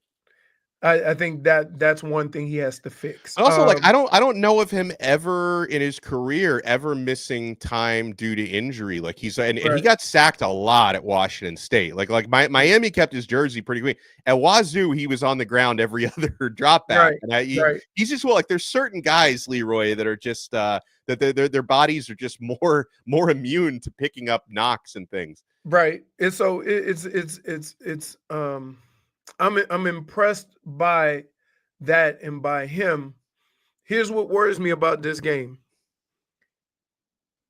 Anytime you play somebody out west, whether it's southern, northern, one of the things that they have in their DNA is scoring the football. Once you get out west, I have questions, as do we all. What has happened to this defense this year? Oh, the defense is the reason why Miami is not preparing for a playoff game Right, right and now. basically they're not undefeated. That's the reason why, Leroy. And there's it's why I think the Pop Tart Bowl is going to be a high scoring game. I think even with maybe some of Miami's receivers won't play. We're not sure about Restrepo. Isaiah Horton has already left, so we know he's not playing. Sam Brown and Restrepo are question marks. Elijah Arroyo, though, does plan to play, Miami star tight end. So you're going to have some young receivers. You will have your steady tight end. I still think in Miami's running game, because Iowa State lacks some things to be desired with their rushing defense, so Miami should be able to have success there. All this to say, I think both teams are going to score, which is why, I was looking yesterday at an over-under of 55.5. That number has gone up to 57, and I think it should be even higher than 57 probably It might for be the over-under over-under. in the 60s by the time the game starts. Yeah, so obviously, Miami's had extra time off, and they've had a chance to prepare for one opponent because they've known for a month they're going to face Iowa State. So hopefully they've taken advantage of that time. But I don't think they can change the DNA of this defense, Right. from the end of the regular season until now. So can they try to do I think part of the problem that they had on defense was it almost seems like guys didn't know where they were supposed to be, or guys, and so it's not, and I don't know if it's the defense is too difficult or too complicated or what have you, but there's too many times during a game where they're looking at each other. Yeah. And so it doesn't have anything to do with talent. So I always had a theory. If they ain't going to cover, blitz them. If your guys ain't covering and you sitting there dropping back and giving up chunk plays, just blitz them. Blitz them all. Yeah. Ain't nobody covering. Yeah. So I'm wondering if, at some point in this game, you don't see a lot of that. A lot of them just being aggressive and saying, we're going to be aggressive. You got this man, you got this man, you got this man. Let's go. You want to be man-to-man defense? Let's go. Yeah, I will say something else, that the best Miami's defense looked all season was in the opening game when they had all that extra time to prepare for Florida. I wonder if they can make use of that extra time. And with Iowa State, what you see on film is what you get, because 100% of their team is opting in. So you're not going to get any different personnel. Right. So, you know what to expect from Iowa State's offense. And I agree with what you said, that at times it looks like the scheme might be too confusing for some of these guys. So hopefully, so hopefully Lance Guidry has either used this extra time to maybe simplify it, or maybe with all this extra time to prepare for one opponent, because you're not preparing for one opponent every week, you're preparing for one opponent over a month, that they can actually look that they more likely looked against Florida to open the year. Yeah, it's frustrating because I'm gonna be honest with you, that's not all on the coach. No, I don't know, dude. No, don't blow it, Lance. Here, let me explain something to you. Right? So I'm thin ice with you. If you simplify your defense or your offense, there's coaches on the other side that can figure that crap out. So, stop making, everybody saying, oh, we got to simplify. No, you trying to devise a plan to win the game. Right. And if you simplify it, the other team is going to pick you apart. And so, no, absolutely not. So there's some of that. Maybe it's the verbiage or the checks or something like that. But defense is defense, right? Okay, what does that have to do with tackling? Right. Well, and also and I just want to say, I'm not completely giving Lance Guidry a pass. No, I'm not either. But I'm just saying. And I just want to say that I'm not. I think there definitely needs to be some internal evaluation on why the defense went so awry this year. But to Leroy's point, in 2023 with the same defensive coordinator, the defense looked a lot better. In fact, the defense bailed out the offense on several occasions the previous year. So for the defense to regress so much, I guess you have to put a lot of that or some of that on coaching, but a lot of that also has to go to the personnel. When you've got the same coordinator, why did the defense look so much better the first year and so much worse the second year? Because the coaching has been a constant. Right. That's it. So the thing is, you're right about the high scoring. Now moving forward, That's The what I'm Cam looking Ward at. experience has been awesome. Correct. Please tell me that next year. We got something. Donald, tell me we have something. Like, Right. I know You see we're what happy I'm that saying? Cam Because Ward's playing, because but we've what been do we talking about have? we've been talking about Cam Ward for a year and a half, 2 years before he got down here. Yeah. There's this kid at Washington State. He's awesome, right? Please tell me that.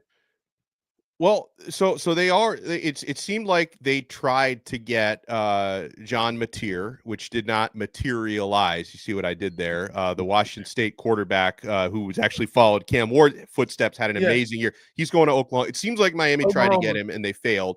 But it also seems like Miami's being really selective on quarterbacks that they go after. Now, maybe there could be a scenario where, Quinn Ewers might become available because Texas, because if he decides not to go to the draft, he could go to the draft, but Texas Leroy would nudge him out because they're itching to start the Arch Manning era there. The Arch has already been in the program for 2 years, be the third year next year. So maybe that could be something.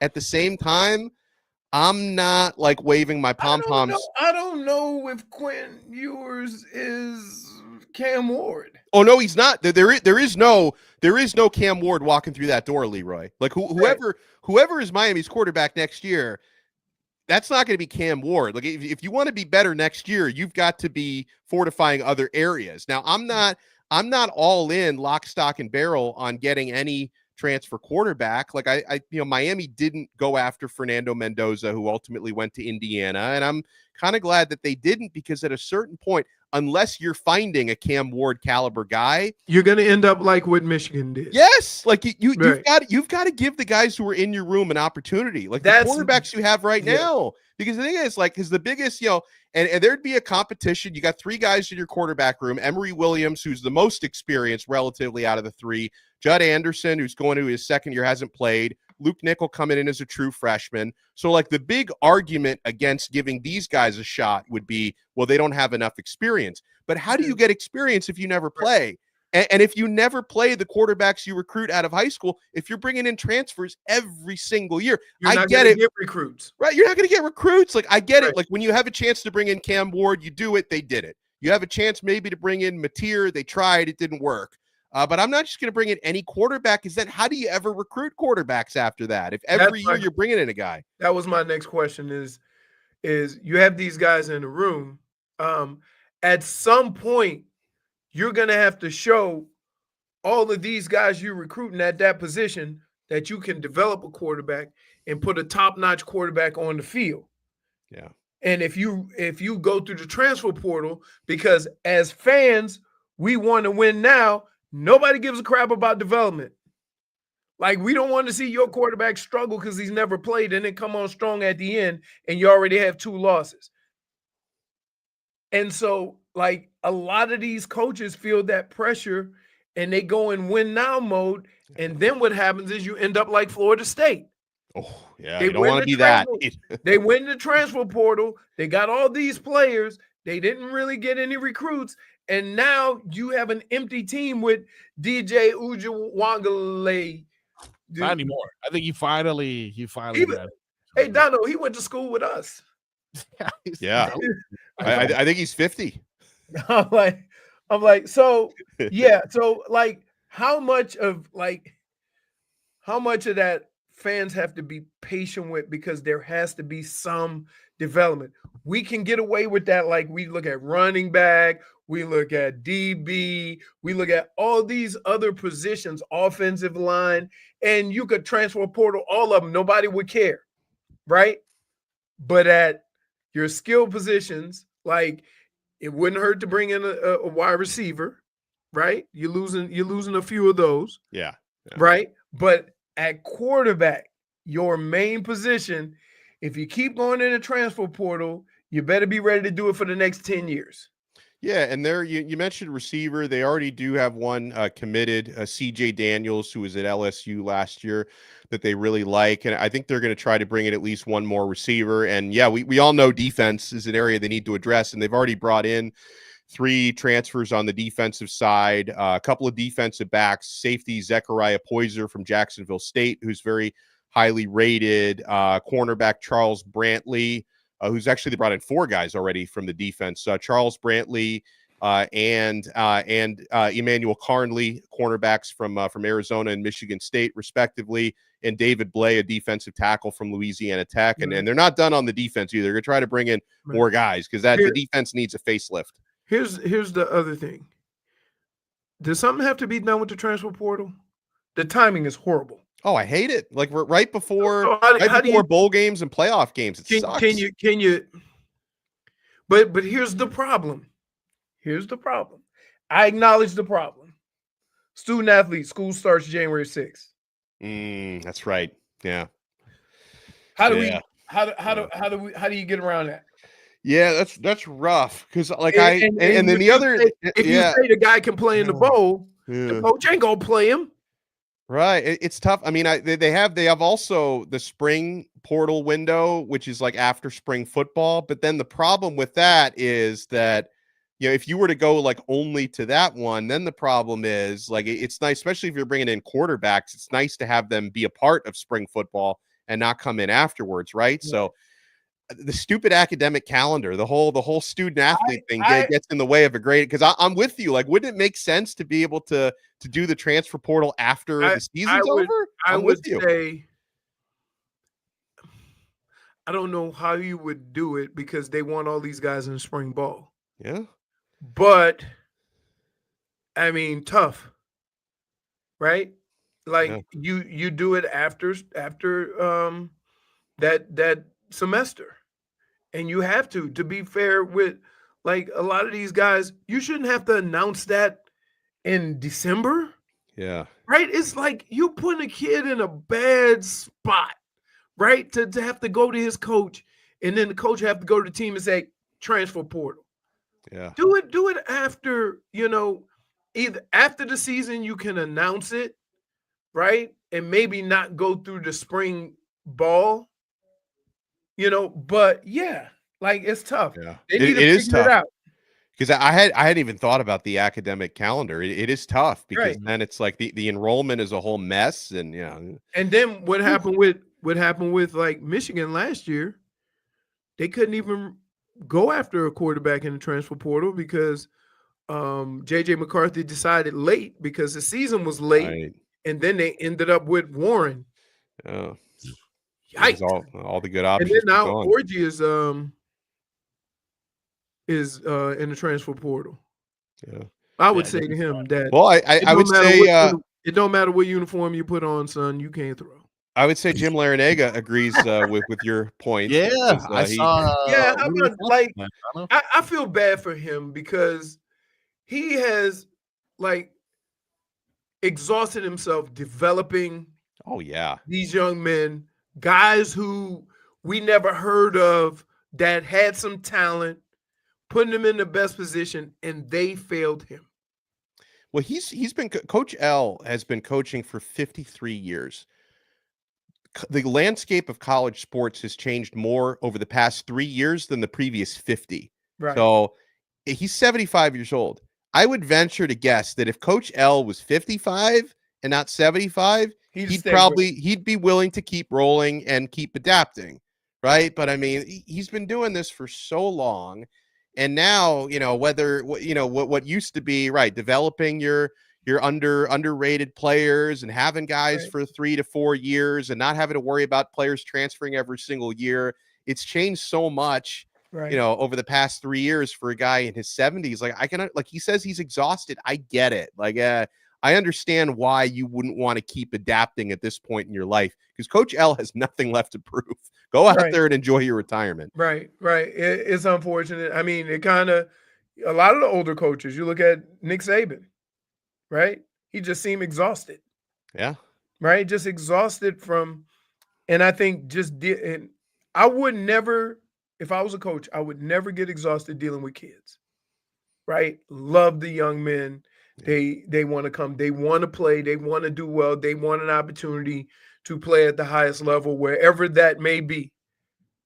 It's the others in their life that don't quite understand how it works and trying to speak on behalf of the kid without that kid probably not even wanting to say that because they understand sports. They understand football. There ain't no kid playing a sport that thinks he should go onto a team and just start balling. Right? They all think they have to earn their way. That's how you the first thing they tell you in football, leave your ego at the door, you eat what you kill. Right? You earn it, you get it. And you bust your butt in the effort to earn it. Right? The one thing I appreciate about Miami is you had 3-4 first rounders in the same room and one wasn't even playing. Yeah. Like Changed that doesn't happen anymore. No. The other dude, your one guy will play and then the other 2 or 3 will leave. Yeah. Right? That's why Mario did a hell of a job at running back because he rotated them pretty good. He did. Yeah. But the problem with that is now how's one guy gonna get his shine and go to the next level? Right. And it's funny because like he did a really good job rotating running backs to the point where like 3 to 4 guys were getting steady playing time. Like I mean, I can remember when you used to have a featured back in college football and one guy was getting, 80% of the carries. So it's not easy. Believe it or not, I wasn't even a feature back. I think you're featured back worthy. I played in the same backfield as a guy named Tony Bowles. He had like 1,500 yards rushing one year. Wow. Yeah. Like this, and we were in the backfield together. Jeez. So it's crazy how I never thought about like, oh, I could go back home and no, it's like, all right. Leroy ran the backfield. We ran the clock into the ground. Sorry. Dono, before we get you out of here, I like talking to Dono. I love it, Leroy. Score prediction on the way out, Leroy. I know we'll have time to talk about it later before Dono gets out of here. Final score. I'm going to go 38-33 Miami in a shootout. Yeah, I say 35-30. Solid. So high scoring game. Miami wins a shootout. Oh yeah. Look, it's gonna now keep in mind, I don't know what the weather's gonna be like. Now you got to bring your rain suit up there. I don't know. Let me see. Let me see if I can pull that up, bro. I just want to kill the clock even more here because this is too important. It's holiday clock. We ain't got no time. Holiday Hold on, clock. I gotta find weather. Orlando. No, it's not gonna. It's partly cloudy, but I don't see any rain in the forecast. 77 degrees. Yeah, it should be. Okay. It should be a little cloudy, but no rain. Cool. That's good. Solid. 77 with some clouds is good. Yeah. Well, Dono, thank you for taking time out. I know you're a busy man. I know you did Joe Rose this morning. You're still stuck around. I'm sure you'll have a lot more coverage as this NIL. I'm about to get on a bright line to Orlando. So hold. Are you doing the bright line? I'm doing the bright line, and I'm pretty frugal, but I got a great deal on a first class ticket just for the way up. On the way back, I'm going to be in coach, but I'm going to be cruising first class in the bright line today, gentlemen. There's that many people on that train?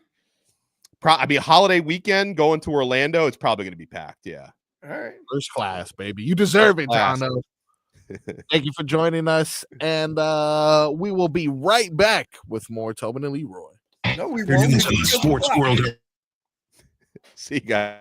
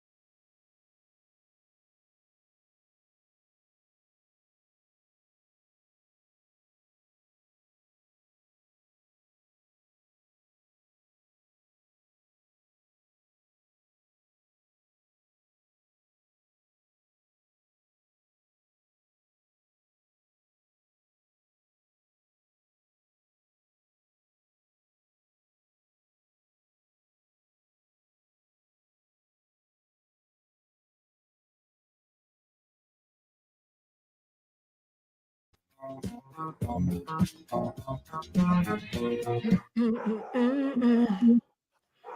hello, Jennifer. Hello, Jennifer. Hello. Welcome Guys. on in. Welcome on into joining us, JFiggy. How was your Christmas? It was good. It was as loud as the dogs are right now. I know. Lovely. Lovely indeed. Good. How Happy to was hear that. yours? It was excellent. My son is still trying to figure out the concept of Christmas. So he kept doing this cute little thing though, where we'd hand him a gift and he's like didn't really know what to do with it because for the last 6 months we've been telling him, or like last 6 weeks, we've been telling him like don't touch that.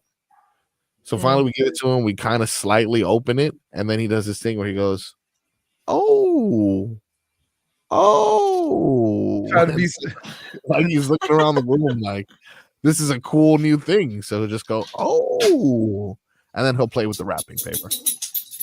Isn't that what's amazing? Yeah, Like, as of right now, you he give really kids something in a box, and they'll throw the toy to the side and play with the box. yeah, it's adorable though.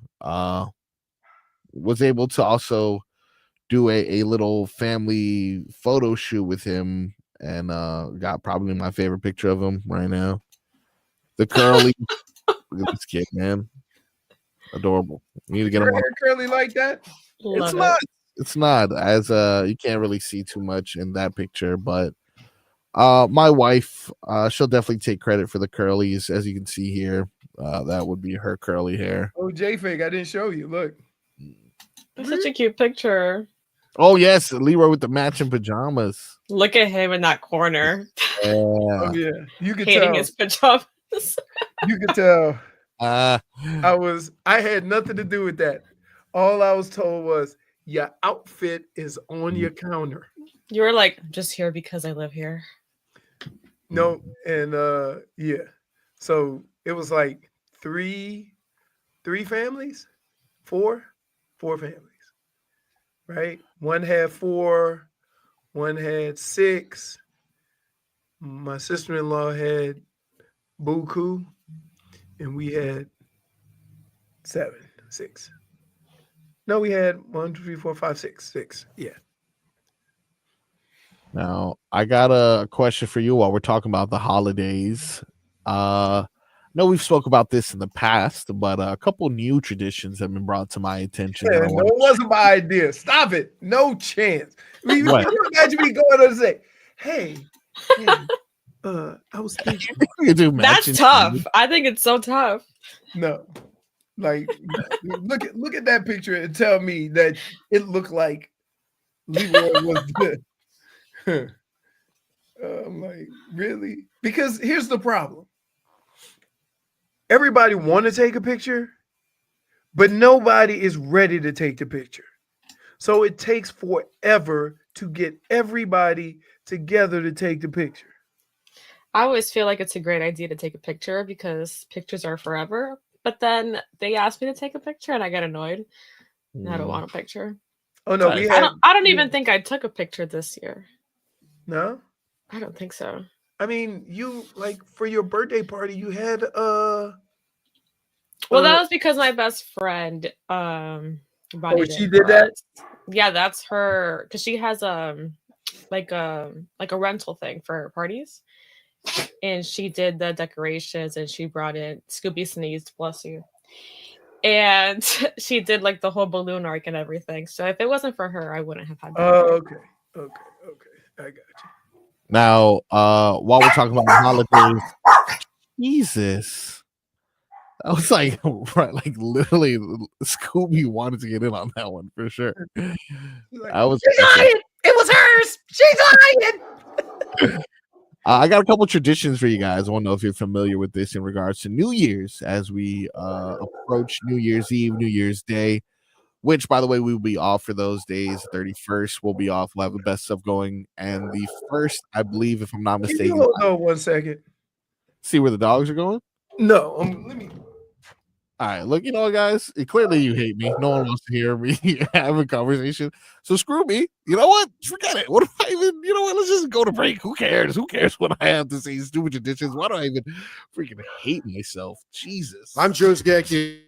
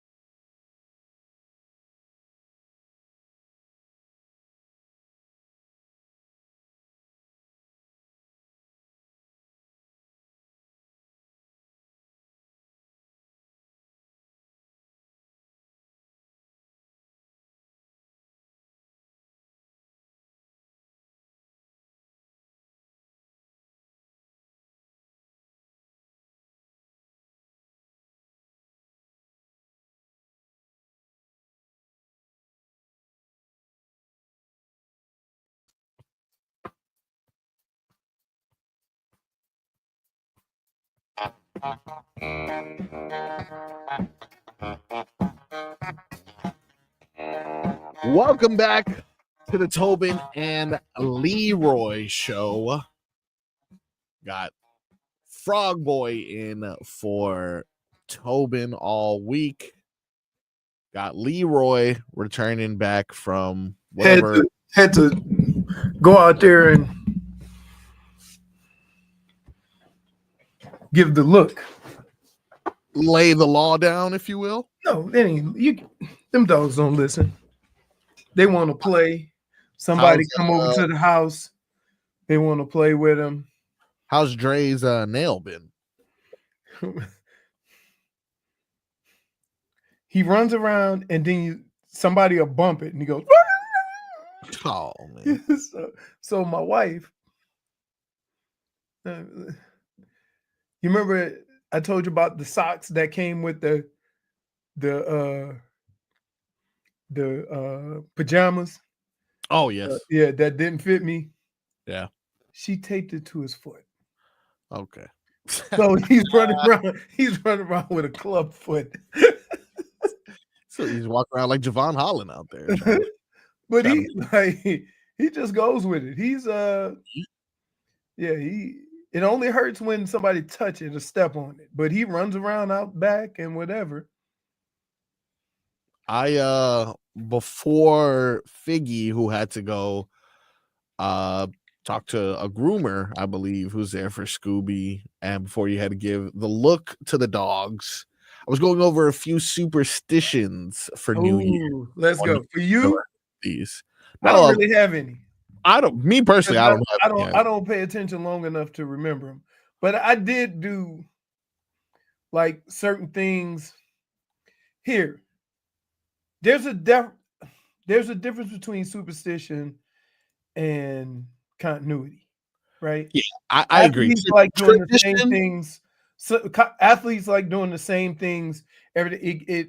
It takes your mind off of, if you have a schedule, if you do things a certain way, if you know where you're going to be, then you can think about task at hand and not about all these little side things.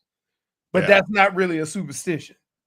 Dade South says, gotta eat black eyed peas and greens. I've heard that before. Black eyed peas. Oh, for New Year's, right? Yeah, yes, I've heard that before. I've heard the great thing. I know you had some cornbread with that. Yeah, I mean, love me some corn. You ever had cornbread with a little bit of corn actually in it? No. I had that recently. It was pretty good. You know what's crazy? Isn't that called corn casserole? I don't know. No, because see, like I love me some corn. I actually go to STK, pretty good steakhouse down here in a couple other cities. And the one thing that I get every time is that corn pudding. Now I'm gonna tell you where I'm from. Yeah. That cornbread tastes like pound cake. Yeah. Right. But for this Thanksgiving, I actually had an opportunity to have some cornbread with a little bit of corn in it, and it was not bad. Very sweet, pretty good. Yeah, that's what I'm saying. They make it like cake now. Now, these are some traditions I want to introduce to you, Leroy. You tell me if this is something maybe that'll take your eye or catch your eye. We have one here that is celebrated in Denmark.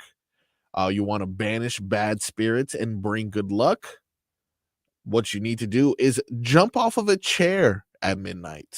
Leap into the new year, jumping off of a chair, Leroy. Are we talking superstitions now? Sorry, what's going on? By the way, we are indeed. Yes. You do know where I'm from, right? 100%. With voodoo?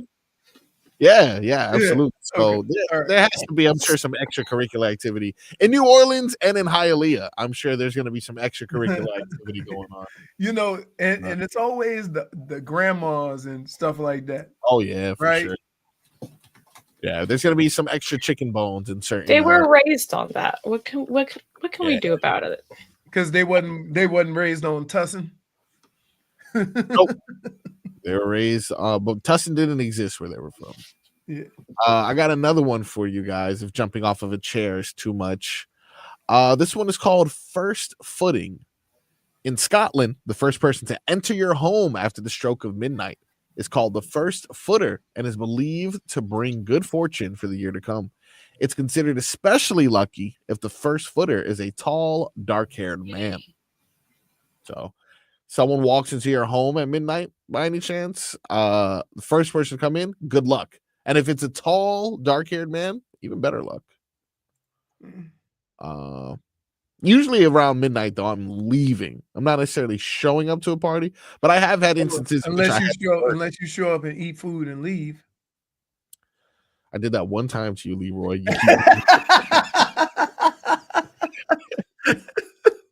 I'm sorry. What did I miss? I said, unless you. He said, usually I'm leaving the house at midnight. I said, yeah, unless you just come over to eat and then leave. Marcos, I can't believe you did that to him. Like, the best part about Leroy is his company. No, I told him just come get some food. Yeah, I wasn't mad. I told him come through. Remember, Leroy, we watched Castle together. It was a good time. It really was a good time. What? No, I was sitting and like, so I spend a whole lot of time cooking, and then it gets hectic outside. Yeah. So I'll just go sit inside.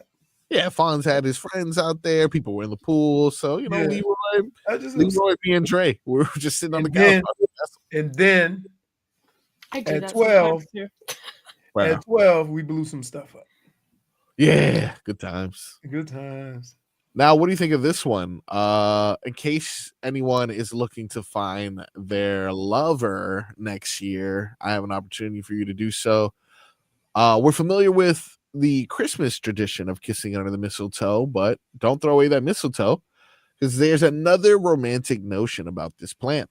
The Irish believe that if you put a sprig of mistletoe, just a piece of it, under your pillow on the holiday, you'll dream of your future love. So, first of all, where does someone even get a mistletoe here in Florida? Okay, but never seen one. Why are you Googling, JFig? Yeah. Where can I get? Where does one find a mistletoe? She gonna come in here Monday with just like mistletoe all in her hair. She said, I slept under a whole bush.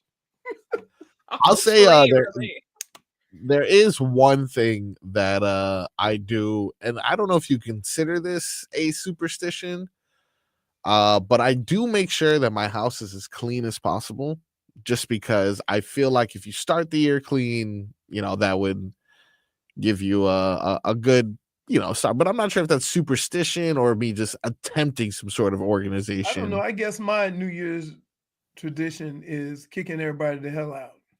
Okay, why? Do you say 3, 2, 1, and then you get everybody the hell out? No, because here's what happens. You gotta blow stuff up. Like Fonzie's friends, they come over and they'll play nice, right?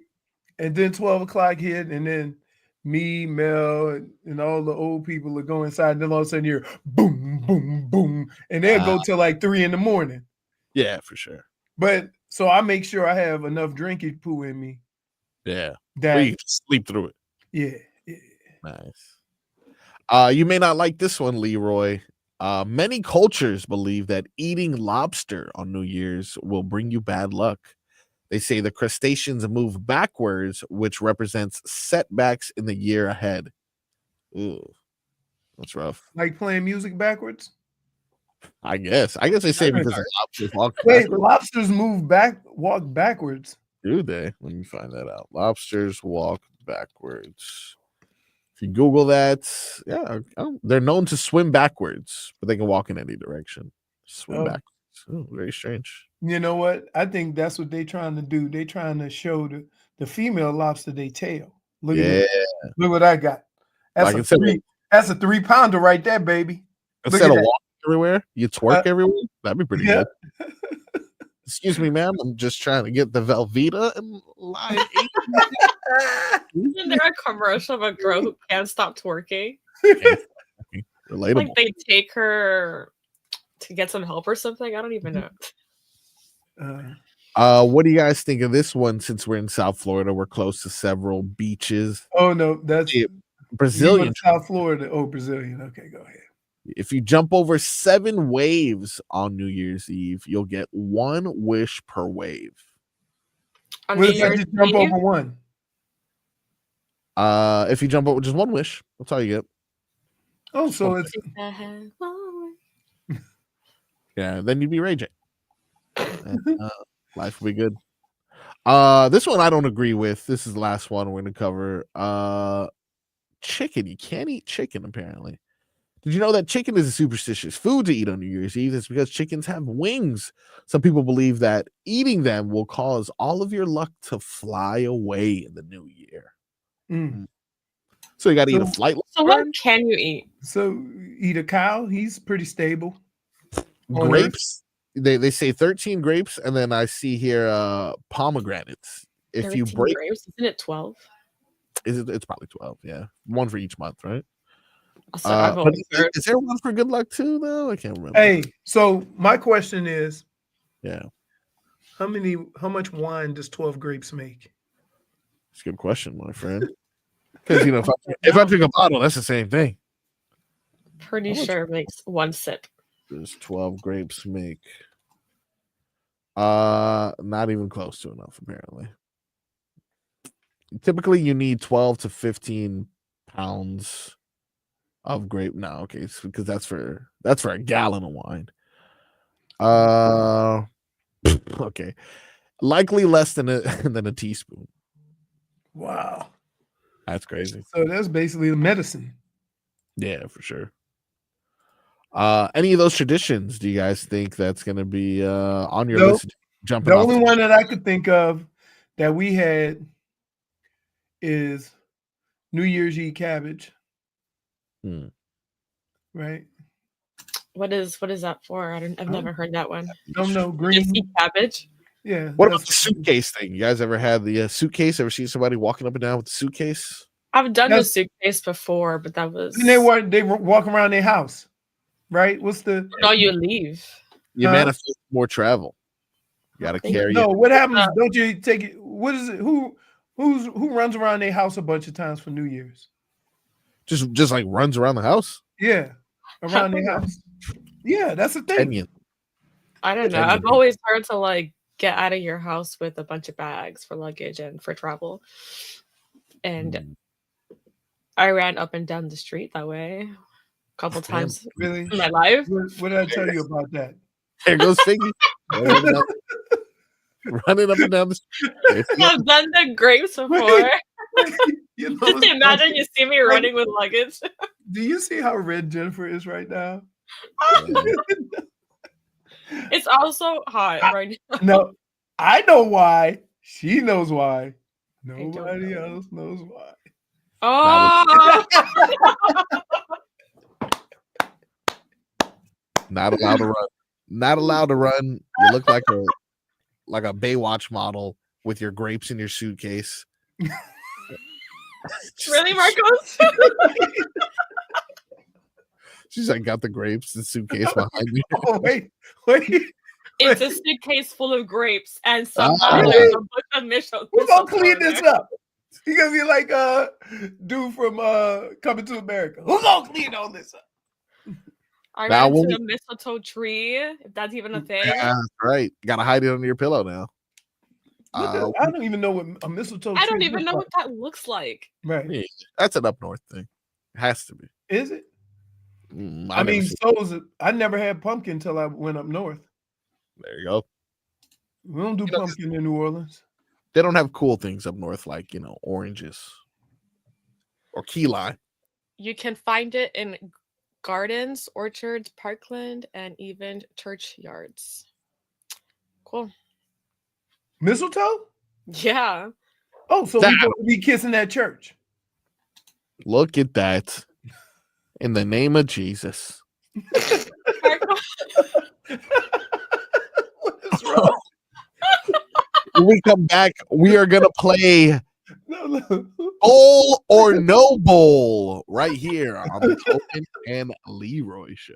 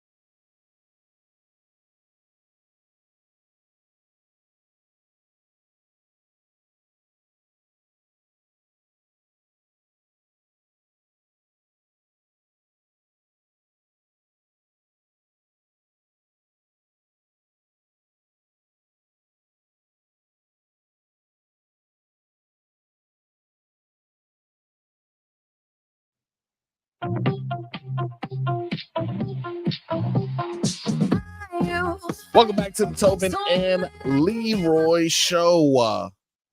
Coming live, 560 WQAM, Miami 560 WQAM on YouTube and Twitch. Guys want to play a little game I like to call Bowl or No Bowl. Yep. You're interested in doing Figgy? Yes. I will most likely lose. Nah, I got faith in you. I got all the faith in you. Because this isn't going to be bowls that have ever existed. We're just looking at this year's bowls. Oh, the names changed. Maybe this was something that happened years ago, but not this year. All right, let us start things off with a Tony the Tiger Bowl. Is there a Tony the Tiger Bowl, JFig? Does that exist? This year. This year. That is, that's an excellent point. Yes. This year, does that exist? A Tony the Tiger Bowl. I'm going to say no, just because I haven't seen Tony the Tiger quite a bit. That's right. Does he still exist? No, it was a bowl game last year. Yes, but this year. That's a good point. Things have changed. Things have changed. Things have changed. So, the correct answer is the Tony the Tiger Sun Bowl does exist. What a liar. December 31st between Louisville and Washington in El Paso, Texas, of course. Leroy, are you ready for your Frosted Flakes? Are more than good. They are great. They're great. Leroy. Yes. The Snoop Dogg Gin and Juice Bowl. No. Yeah, that's a good one. No. That's a good one. No. Oh, okay. Well, Leroy says no to the Snoop Dogg Gin and Juice Bowl. Incorrect. That would be tomorrow at 4:30 p.m. Miami of Ohio versus Colorado State. We'll take Leroy, this man is everywhere now. You have to say yes to this. The Snoop Dogg Arizona Bowl presented by Gin and Juice by Dre and Snoop.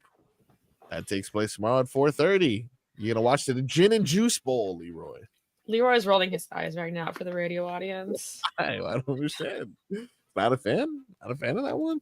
That's rough. I mean, the way he delivered it like there ain't no way in hell this is going on. Exactly why. I could have known better. That is good. You get the same thing.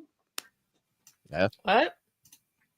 All right, we have the H&R Block Gator Bowl. JFig, is the H&R Block Gator Bowl a real bowl that will happen?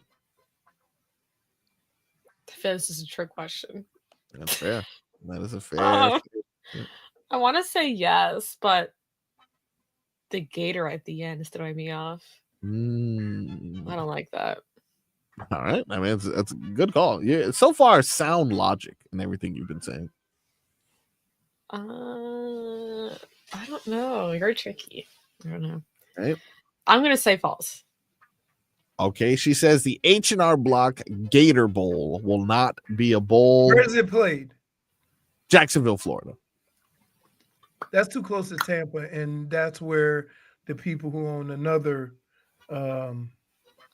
financial. Yeah.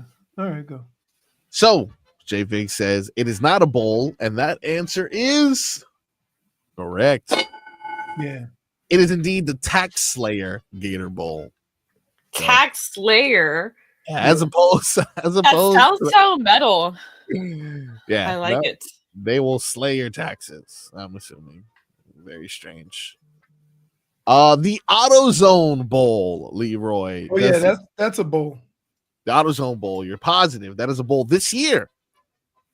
Yes. All right, he says yes. And just like Figgy, that is correct. The AutoZone Liberty Bowl takes place today, 7 p.m. between Texas Tech and Arkansas. It's in Memphis, Tennessee. Is that something you're going to be interested in watching today, Leroy? Games have already started, right? Yeah. Oh, yeah. The games started the 14th, December 14th. No, I'm talking about today. Today's lineup. Oh, yeah. We have one at noon.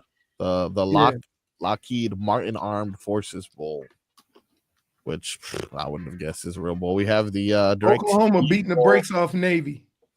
Yikes. Dang, wasn't Navy like undefeated or something? I can't remember. Yeah, but look who they were playing. That's fair. The only people that they played was, because Notre Dame plays all of the armed forces.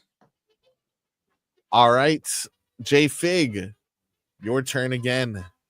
The Wasabi Bowl. Wasabi. Does that have its own bowl? That sounds ridiculous. Whether it's true or not, sounds ridiculous, and they should just cancel it. I'm gonna say no. That's fair. Well, bad news for you. That's ridiculous. Where is this bowl? At 11 a.m. in Boston, Massachusetts, known for their wasabi, of course. No, they're not. Shouldn't it be the Chowder Bowl? Correct. But instead, it is the Wasabi Fenway Bowl that will take. If you would have said what? See, no, you're not giving up. Whoa. Time out. You know what, Marcos? Might have come for deception. You got to give the full name. You got to give the full name. -1. You didn't give the full name of the bowl. No. What was it? You know what? That doesn't count. It's a Wasabi Fenway Bowl. Yeah. That would have helped you, JFig. Is that why you got it wrong? Because I didn't say Fenway. That doesn't count. We didn't know exactly where it was. Exactly, which is wrong. That's cheating. All right, you know what? I'm gonna avoid. You're right. I'm just gonna avoid ones with the actual name in it. What about Leroy? This one is for you. The Go Bowling Bowl. The Go Bowling Military Bowl. Go Bowling Bowl. Go bowling? Yeah, go you go bowling sometimes. So it's a bowl. Go Bowling Military Bowl.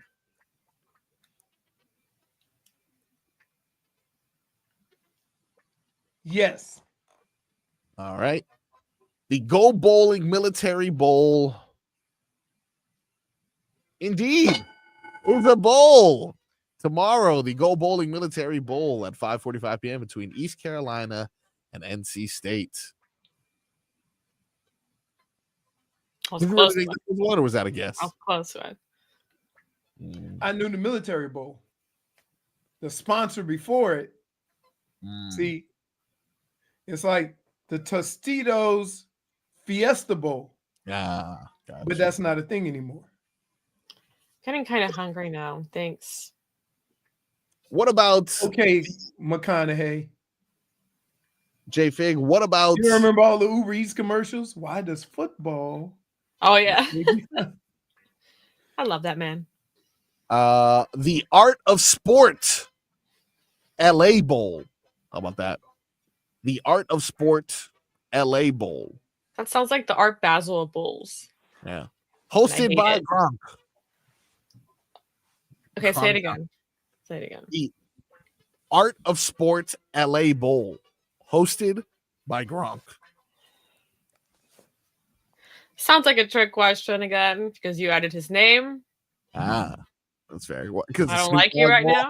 Can't trust a Snoop Dogg Bowl now. No, I could trust that one. I'm true. just gonna say true. I'll say true. It's a bowl, I guess. And that is correct. The Art of Sports LA Bowl hosted by Gronk from? Where is Gronk from? That is a good question. I know it's not like everywhere. He is the man of the people. people. Go like Kansas or somewhere. What college he went to? Yeah. I'll tell you right now. No, he went to like Arizona or something out there. Yeah, he was in. It's a party school, of course. University of Arizona is where he went to. He's from Amherst, New York. Wow. Okay. Yeah. Leroy, we have the crypto.com Bitcoin Bowl. Yep. That sounds too easy. All right. Well, you're absolutely wrong. That's why it's so easy. Totally made it up right now. The crypto.com Bitcoin Bowl does not exist. I don't think. Oh, and Bitcoin are two Very quickly. Just ran to that one. That was pretty good. JFig, we have your last question. The OnlyFans Bowl. I don't like that. Why do you guys need that for me? The OnlyFans Bowl exists. I really hope not. I don't know. It depends. You got to tell me more about this bowl. Where is this OnlyFans bowl? what bowl? It's not. Where It is can't be just the OnlyFans. All these bowls have names. The OnlyFans Alamo Bowl in San Antonio, Texas. Nah, because you know Chuck said he got them big women out there. Wow. Chuck said it, not me. Chuck did say it. Chuck did say that. The he said San Antonio, go out there and hang out with those big women. Very true. Multiple times, too. And Multiple times. He doubled down. Same way they doubled down. What do you think, JFig? Does the OnlyFans Alamo Bowl in San Antonio, Texas ring a bell? I don't like it, but no. All right. Let's see. The correct answer is no. Not a bowl. It is the Valero Alamo Bowl. Valero. So I got it right. Yes. Right. And why'd you do that noise? Why'd you buzz him? No, that's right. So you got it correct. You got it correct. Confusing me All over right. here. Leroy, your final question. Oof. The Starbucks Coffee Frisco Bowl. No, it's not Starbucks Frisco Bowl. Correct, Leroy. It is the Scooters Coffee Frisco Bowl. Coffee. Right. And it used to be because remember I got all crazy that one time it was a long name. What was it? The bowl game like 2 years ago. It was the Frisco Bowl? It was the Frisco Bowl, but it was the Weed Eater something crazy. Oh, I got you. Yeah, I do vaguely remember that Frisco Bowl being I named. could use a nice Frisco melt right now. Ooh, a Frisco. Ooh, oh yeah. Oh my! I haven't had those in years. Without the onions. I don't care. However way I've ever been served it, delicious. Yeah, steak and shake with the Frisco sauce. That sauce, incredible. Good. Steak and shake gives me the bubble guts. Too greasy. No, you'll be out for 4 games. Jimmy Butler. Possibly college. All right. Now I got one last one. And Frisco that game's in Texas, not San Francisco. Yeah, correct. The last one, I'm going to have both of you guys answer because I believe you're tied right now. We have the Home Depot First Responder Bowl. Home Depot First Responder Bowl in Dallas, Texas. Ooh, you go first. I know. No, don't do this. I know when I'm gonna break it down. Oh. So break it down. Oh, we're listening. Hello. Where is it? Dallas, Texas. First Responder Bowl. Home Depot First Responder Bowl. Takes place in Dallas, and it is North Texas versus Texas State. Does this bowl exist? Leroy's finger is up. Texas State, isn't that where or North Texas? That's where what was the name of that movie? With Sinbad and dude from the quarterback that was old. It was a movie. Necessary Roughness. Necessary Roughness. North Texas. Yeah. So for all the marbles, is the Home Depot I lost the freaking bowl name. First Responder Bowl. First Responder Bowl. Wow, why'd you lose that name, huh? I was on a different page. I was reading. I mean, go ahead, Jake. Go ahead. Huh. Go ahead. Little cheat. I'm just gonna say true, even though I'm not so sure. Yes, it is a bowl. The First Responder Bowl is a bowl. Well, that makes sense. Yeah, but it's Right. the Yeah. Home Depot But- part. But But Home And Depot, the it's Home Home De- Depot. and I would guess Home Depot would sponsor a bowl in Atlanta Atlanta. and not in Texas because that's where Arthur Blank is. What are you Googling, Marcos? That being said, There's in Atlanta.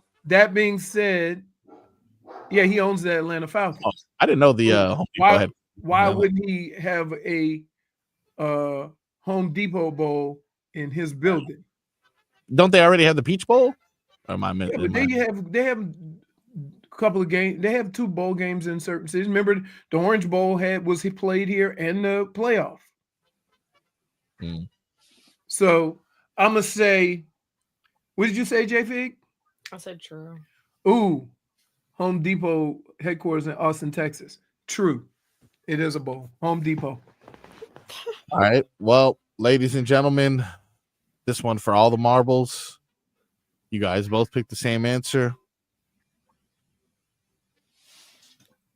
And you're both wrong. I knew it.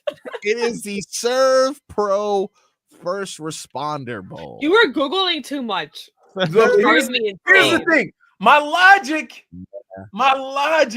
It was right. was on point. And then someone in the chat. Yeah, Tried- someone in the Yeah. chat said it was in Texas. Damn you, chat. Because I was going to say no until you said the headquarters in Austin, Texas. Well, there it goes. Now you guys know what it feels like when the house wins. You know, just another opportunity to prove to you guys that I am the premier game show host on this side of the Mississippi. Boy, bye. When we come back, we will do what we normally do when your boys in the leader seat, trivia. So maybe you guys can redeem yourselves on this upcoming segment. We got that and much more on the Tobin and Leroy Show.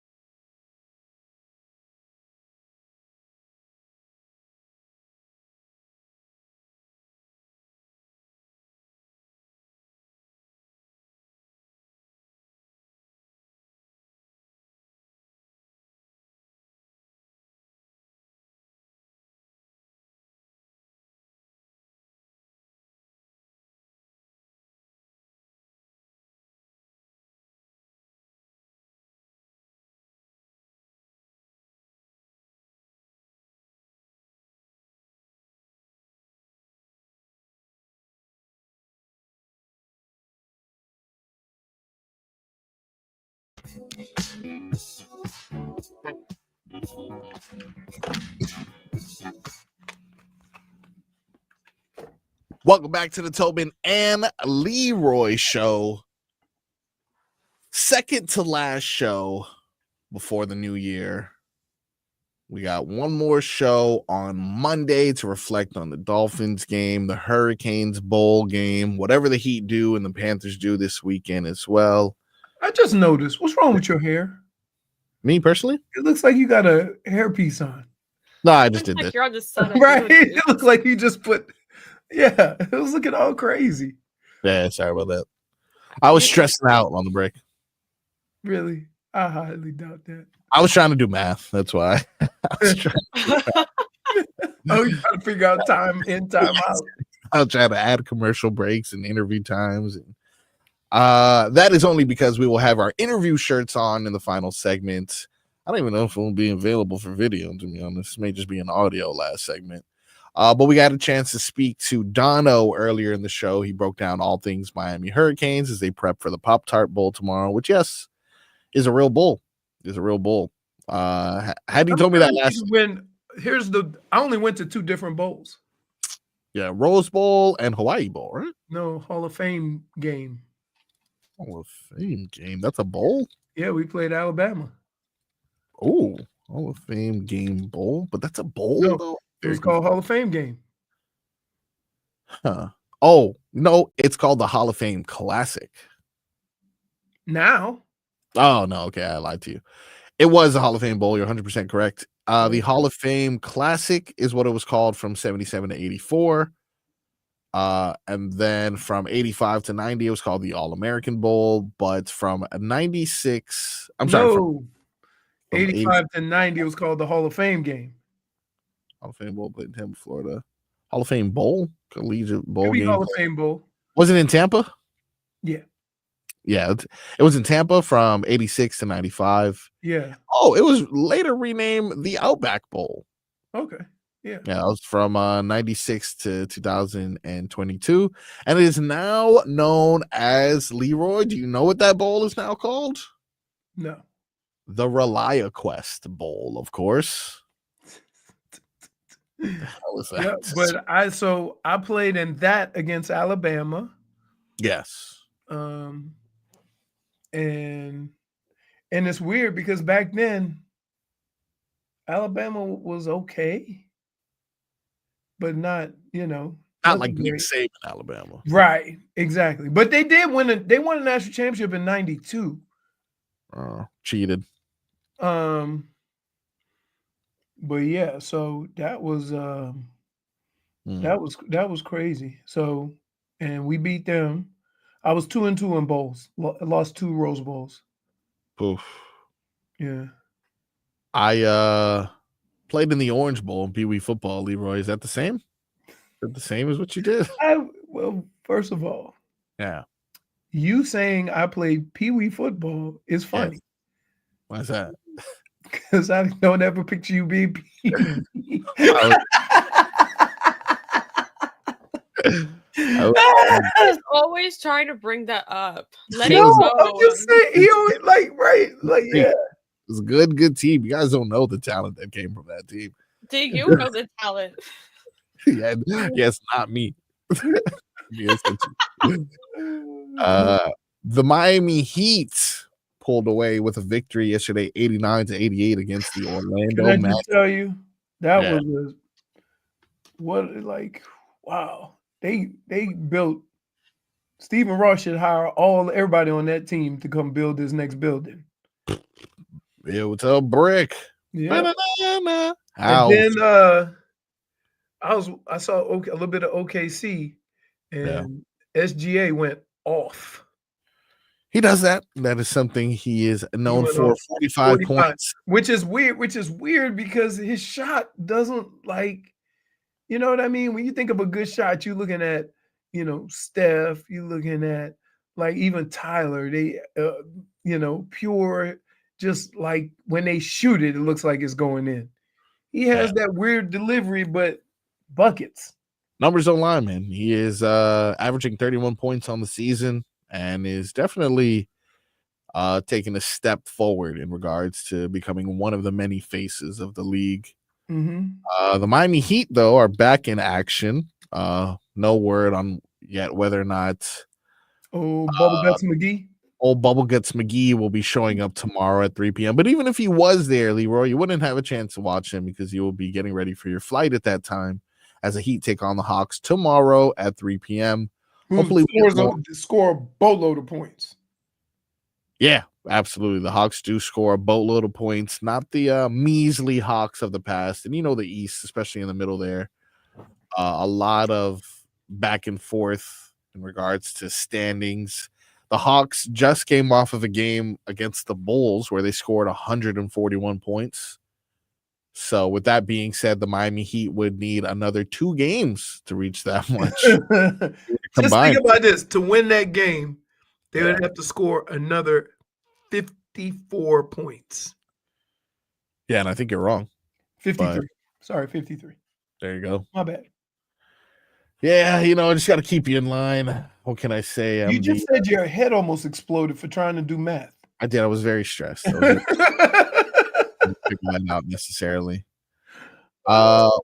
You also have some action for the Florida Panthers tomorrow. The Panthers will be taking on the Montreal Canadiens.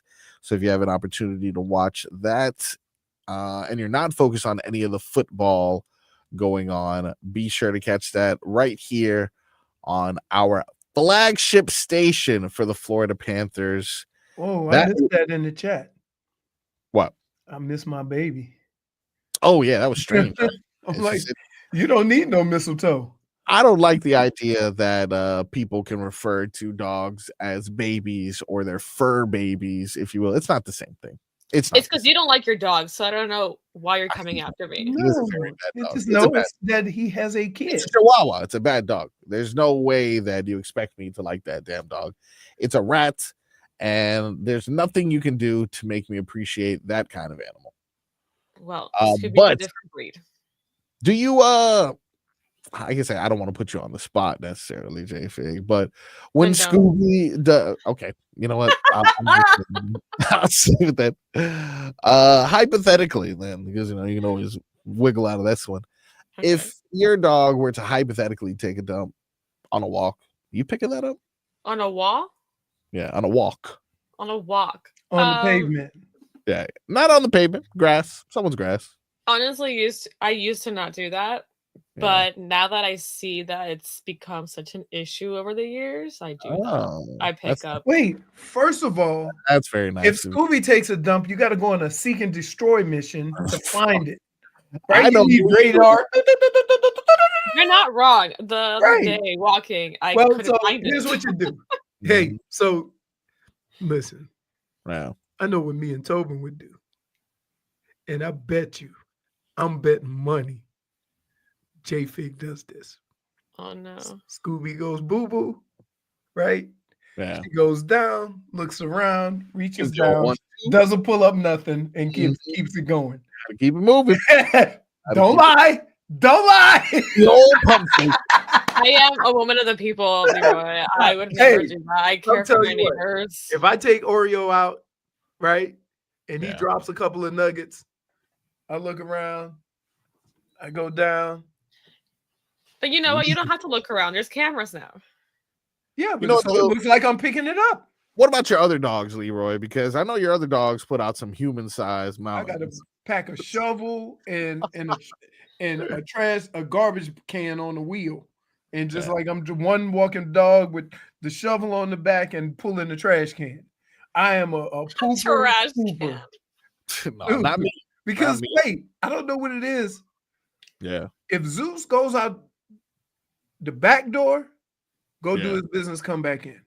Yep. If Zeus goes on a walk, 4 poops minimum. 4? Yeah. Man. Wow. Yeah, I don't know what it is. Like, I'm like, yo, a healthy dog. Yep. Scooby picks his times, I guess you could say. And he pees 27 times on everything standing. Oh yeah, anything. Literally anything. I'm like, in addition to the slate of local action we have tomorrow, we got some NFL games that will begin their Saturday lineup tomorrow. We got 3 games, which is quite surprising. And then Sunday, of course, the Miami Dolphins continue their playoff hunt. You can go ahead and use the rewind feature on the Odyssey app if you want to hear which games tickled Leroy's fancy. When we return, we'll be playing one of either our 2 favorite games on a Friday, Dead to Me or New Year's Trivia. Because we only got time for one, unfortunately. New Year's trivia. New Year's trivia. New Year's Trivia it is. Why end the year on a negative note? Let's go ahead and keep it going. The action continues on the Tobin and Leroy Show. WQA.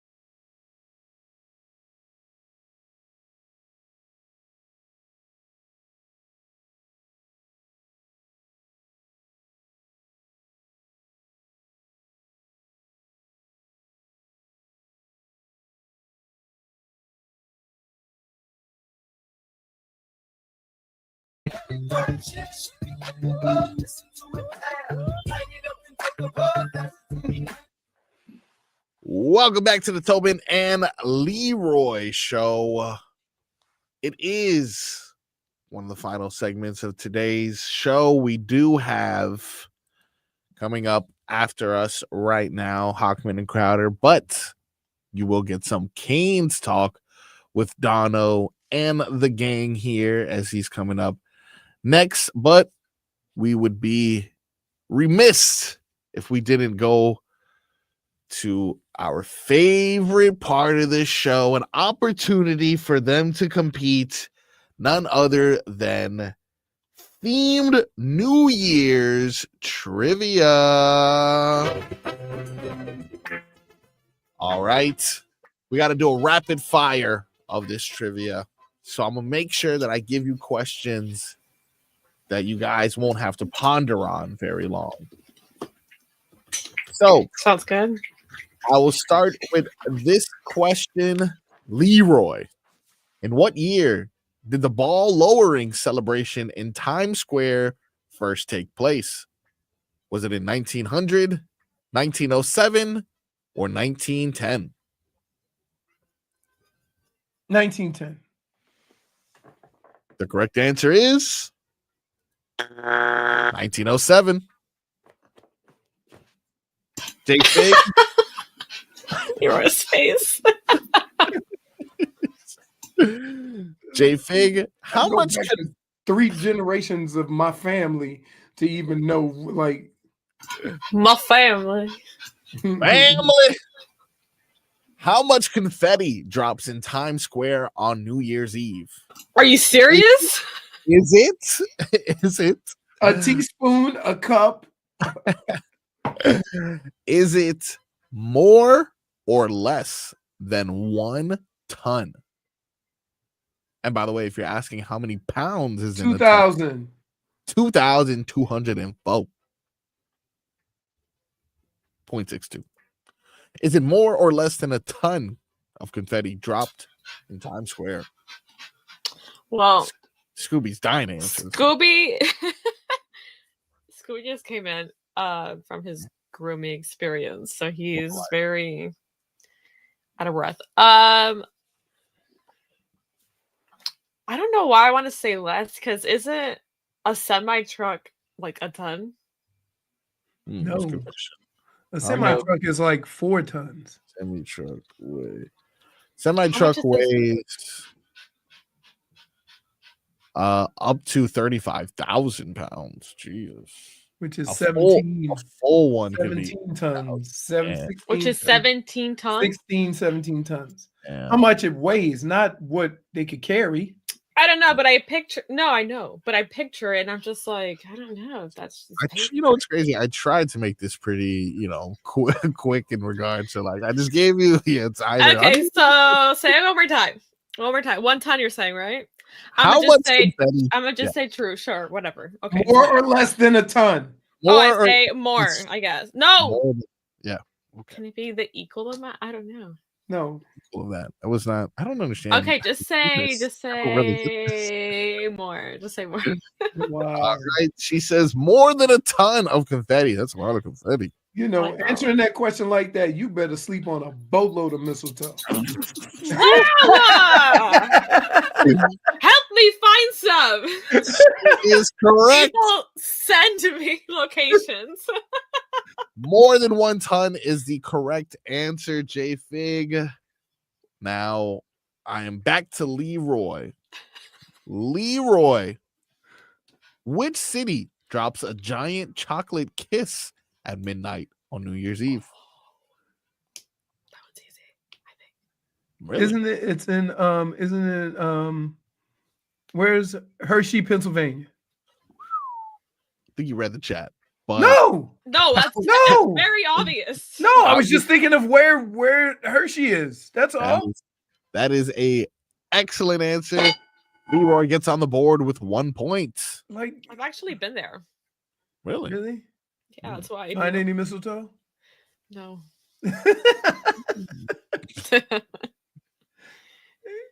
No You know- luck. All right. You know who's gonna show up with mistletoe next time, right? Stop it. Stop it. I think I Oh, would too. that would be just the glorious. I'm not leaving my house.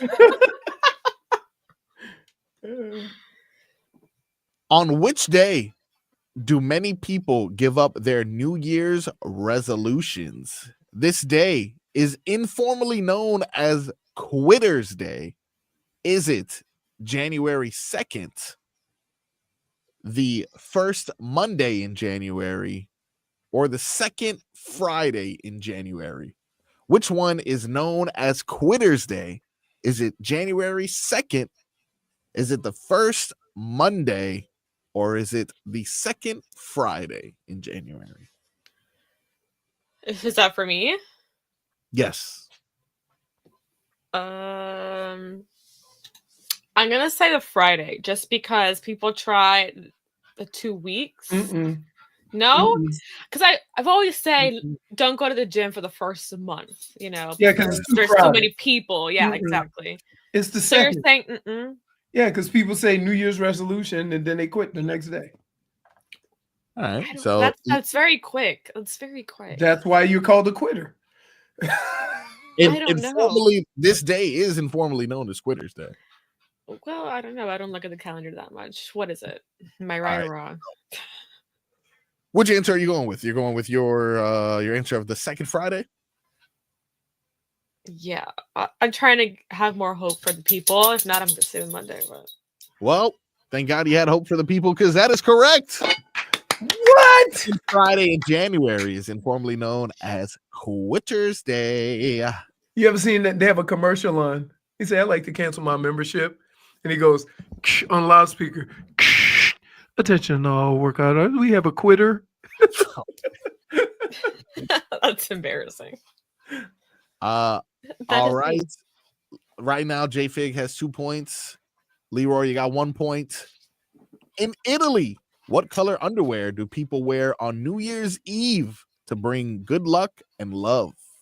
Commando. All right. I like That'll that. bring you some love. That will bring you some What's love. my options? Not good luck, though. Commando, pink, or red? What color underwear do people wear in Italy on New Year's Eve to bring good luck and love? Pink. Pink. Makes sense, right? Color of love. Except the answer is red. Why would you Red say is pink? correct answer. I don't know. Red seems like, the running of the bulls and stuff like that. Don't seem like that would. Wow, because very you see aggressive their color. that's what you go for quickly? Mm. Bulls? The running. When you think of red, what do you think of? Passion. Oh, really? Well, that would explain a lot. Explain what, Leroy? Minus one to you for stats. I don't know. It just sounded. What? It sounded. One. It sounded like something funny to say. In retrospect, maybe not that funny. You take it back, right? Yeah, I take it back. Like I'm just saying, yeah, I guess so. Red. Yeah, I got it. All right, now the taking his final point. question. Right now, the final question. This one is worth 2 points. Ooh. Final question. Ooh. And this one is closest to without going over. Okay. How much does the Times Square ball weigh? Closest to without going over. Oh, there's no options? Is that what's going Yeah, on here? you guess first. Yeah, you just give a guess. Why do I have to Close. guess first, Mr. You- Red? honestly, So- you can say one. So I can go one above you or one less than you. So you can price is right you. Yeah. Can we have a guesstimate? What's wrong No. with you? No. I feel It's like heavy. you already know the answer, don't you? Who, me? What kind of logic are you going I to had put no into it? idea. I told you what my game plan was. Go It's a after me. sheet. I mean, it's something that's going to go over people's heads, right? So it's not like it could be It's on that top of much. the building. Mm. Mm. It's on top building. Shows how much I don't go to New York. Okay. That's fair. Can I say less than 5,000? No, that's your number, 5,000? 5,000 it is. Or 3,000? I feel like it's just less. That's 2,000 pounds difference. That is I know. substantial. But it's less than 5,000. Quick math. I'm just All going to right, say 3,000. 3,000. 3,000. She says 3,000 pounds. That is more than a ton. 1 pound. Leroy says 1 pound. The correct answer. Closest without going over. The weight of the Times Square ball. 11,875 pounds. Yo. I won. So, you were gonna win if you went 5,000 because I was still gonna go. I thought it was like 1 ton. Well, because I was thinking 11,000 I've seen a movie of No the bar or wonder why whatever. it moves so slow. Moves very That slow. too, but also I was thinking like there's so much you that know goes what? It into drops. holding it. It drops. Yeah. There you go. 11,875 pounds. JFig with a 4-1 commanding victory. And Why do I always lose? My logic does not work in these stupid games. Yeah, even They're very technical, you know. I'm out here thinking about semi trucks and you're out here thinking about bulls. What's wrong with you?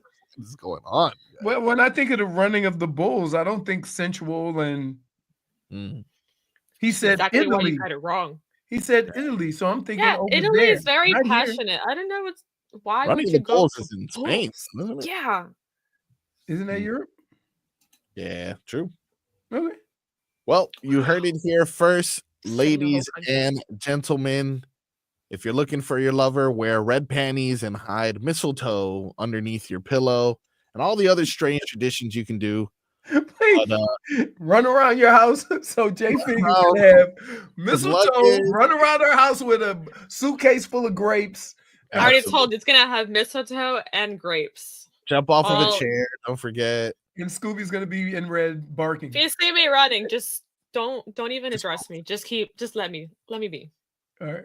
Oh, when we come back, Alex Donno will join us. We can talk all things Miami Hurricanes. We may or may not be having interview shirts moment. So if you want to catch us live, you can do so again next Monday when Tobin returns right here on the Tobin and Leroy Show.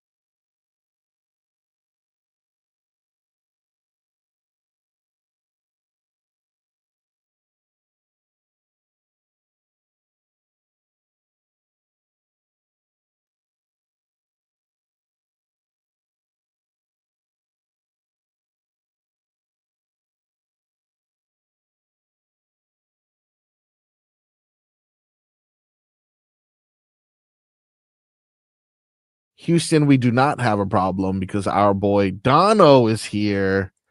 Donno is joining us to talk all things Miami Hurricanes. He is live at the practice facility. Donno, how are you, sir? What's happening, fellas? Leroy, What's happening?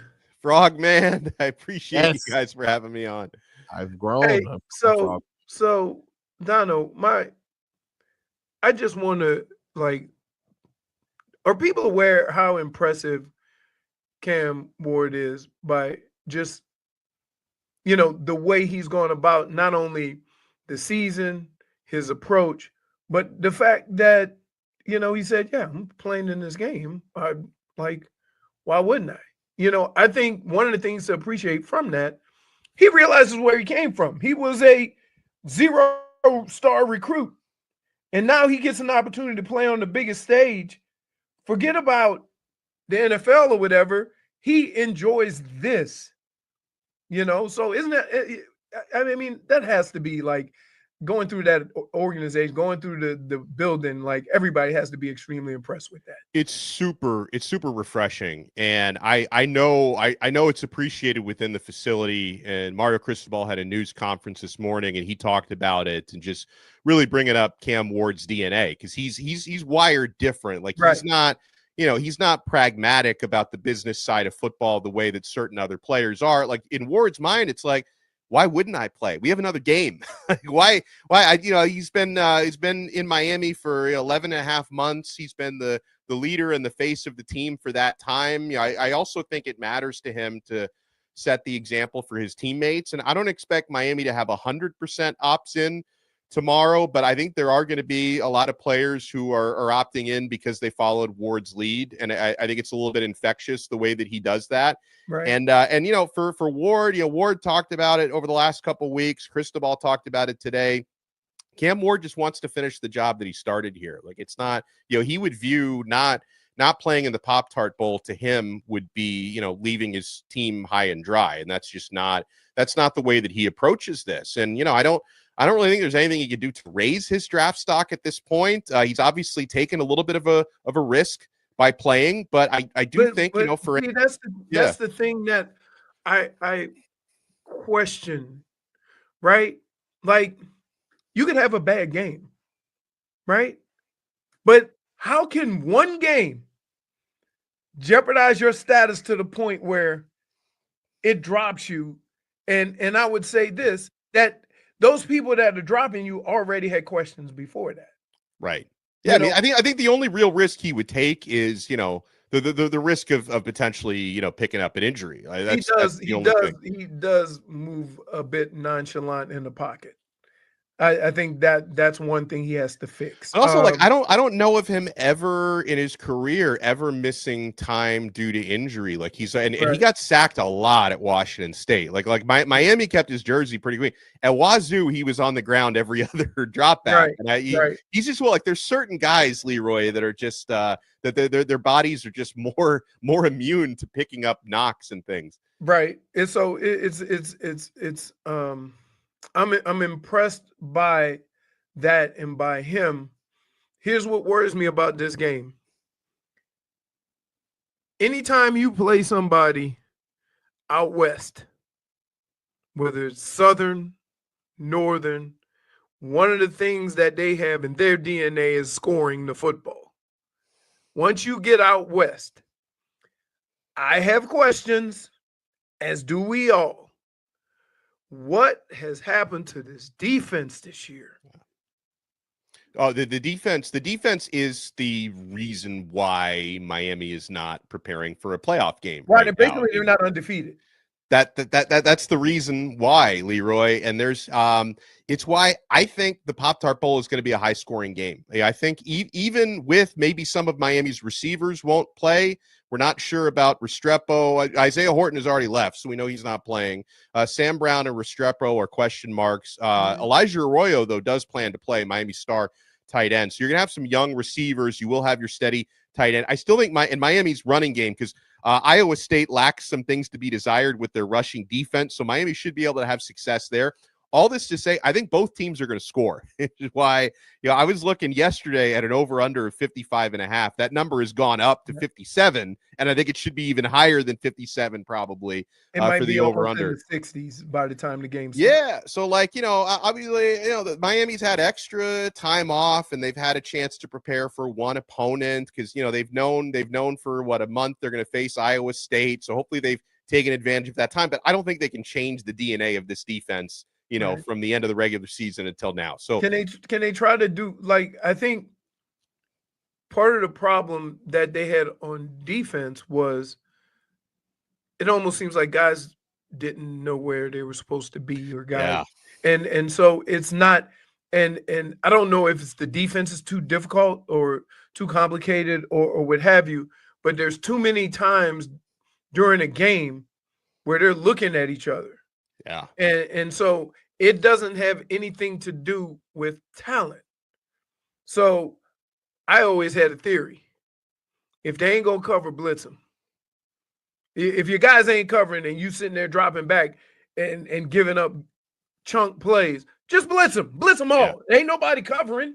Yeah. So I'm wondering if, at some point in this game, you don't see a lot of that. A lot of them just being aggressive and saying, we're going to be aggressive. You got this man, you got this man, you got this man. Let's go. You want to be man-to-man defense? Let's go. Yeah, I will say something else, that the best Miami's defense looked all season was in the opening game when they had all that extra time to prepare for Florida. I wonder if they can make use of that extra time. And with Iowa State, what you see on film is what you get, because 100% of their team is opting in. So you're not going to get any different personnel. Right. So, you know what to expect from Iowa State's offense. And I agree with what you said, that at times it looks like the scheme might be too confusing for some of these guys. So hopefully, so hopefully Lance Guidry has either used this extra time to maybe simplify it, or maybe with all this extra time to prepare for one opponent, because you're not preparing for one opponent every week, you're preparing for one opponent over a month, that they can actually look more likely looked against Florida to open the year. Yeah, it's frustrating because I'm gonna be honest with you, that's not all on the coach. No, I don't know, dude. No, don't blow it, Lance. Here, let me explain something to you. Right? Something nice with you. If you simplify your defense or your offense, there's coaches on the other side that can figure that crap out. So, stop making, everybody saying, oh, we got to simplify. No, you trying to devise a plan to win the game. Right. And if you simplify it, the other team is going to pick you apart. And so, no, absolutely not. So there's some of that. Maybe it's the verbiage or the checks or something like that. But defense is defense, right? Okay, what does that have to do with tackling? Right. Well, and also and I just want to say, I'm not completely giving Lance Guidry a pass. No, I'm not either. But I'm just saying. And I just want to say that I'm not. I think there definitely needs to be some internal evaluation on why the defense went so awry this year. But to Leroy's point, in 2023 with the same defensive coordinator, the defense looked a lot better. In fact, the defense bailed out the offense on several occasions the previous year. So for the defense to regress so much, I guess you have to put a lot of that or some of that on coaching, but a lot of that also has to go to the personnel. When you've got the same coordinator, why did the defense look so much better the first year and so much worse the second year? Because the coaching has been a constant. Right. That's it. I like, so the thing is, you're right about the high scoring. Now moving forward, that's the what Cam Ward experience has been awesome. Correct. Please tell me that next year we got something. Donald, tell me we have something. I know we're having that Cam Ward because what do we have? We've been talking about Cam Ward for a year and a half, 2 years before he got down here. There's this kid who Washington State. He's awesome, right? Please tell me that Well, so they are. It seemed like they tried to get John Mateer, which did not materialize. You see what I did there? The Washington State quarterback who was actually followed Cam Ward footsteps, had an amazing year. He's going to Oklahoma. It seems like Miami tried to get him and they failed. But it also seems like Miami's being really selective on quarterbacks that they go after. Now, maybe there could be a scenario where, Quinn Ewers might become available because Texas, because if he decides not to go to the draft, he could go to the draft, but Texas Leroy would nudge him out because they're itching to start the Arch Manning era there. I mean, Arch has already been in the program for 2 years, be the third year next year. So maybe that could be something.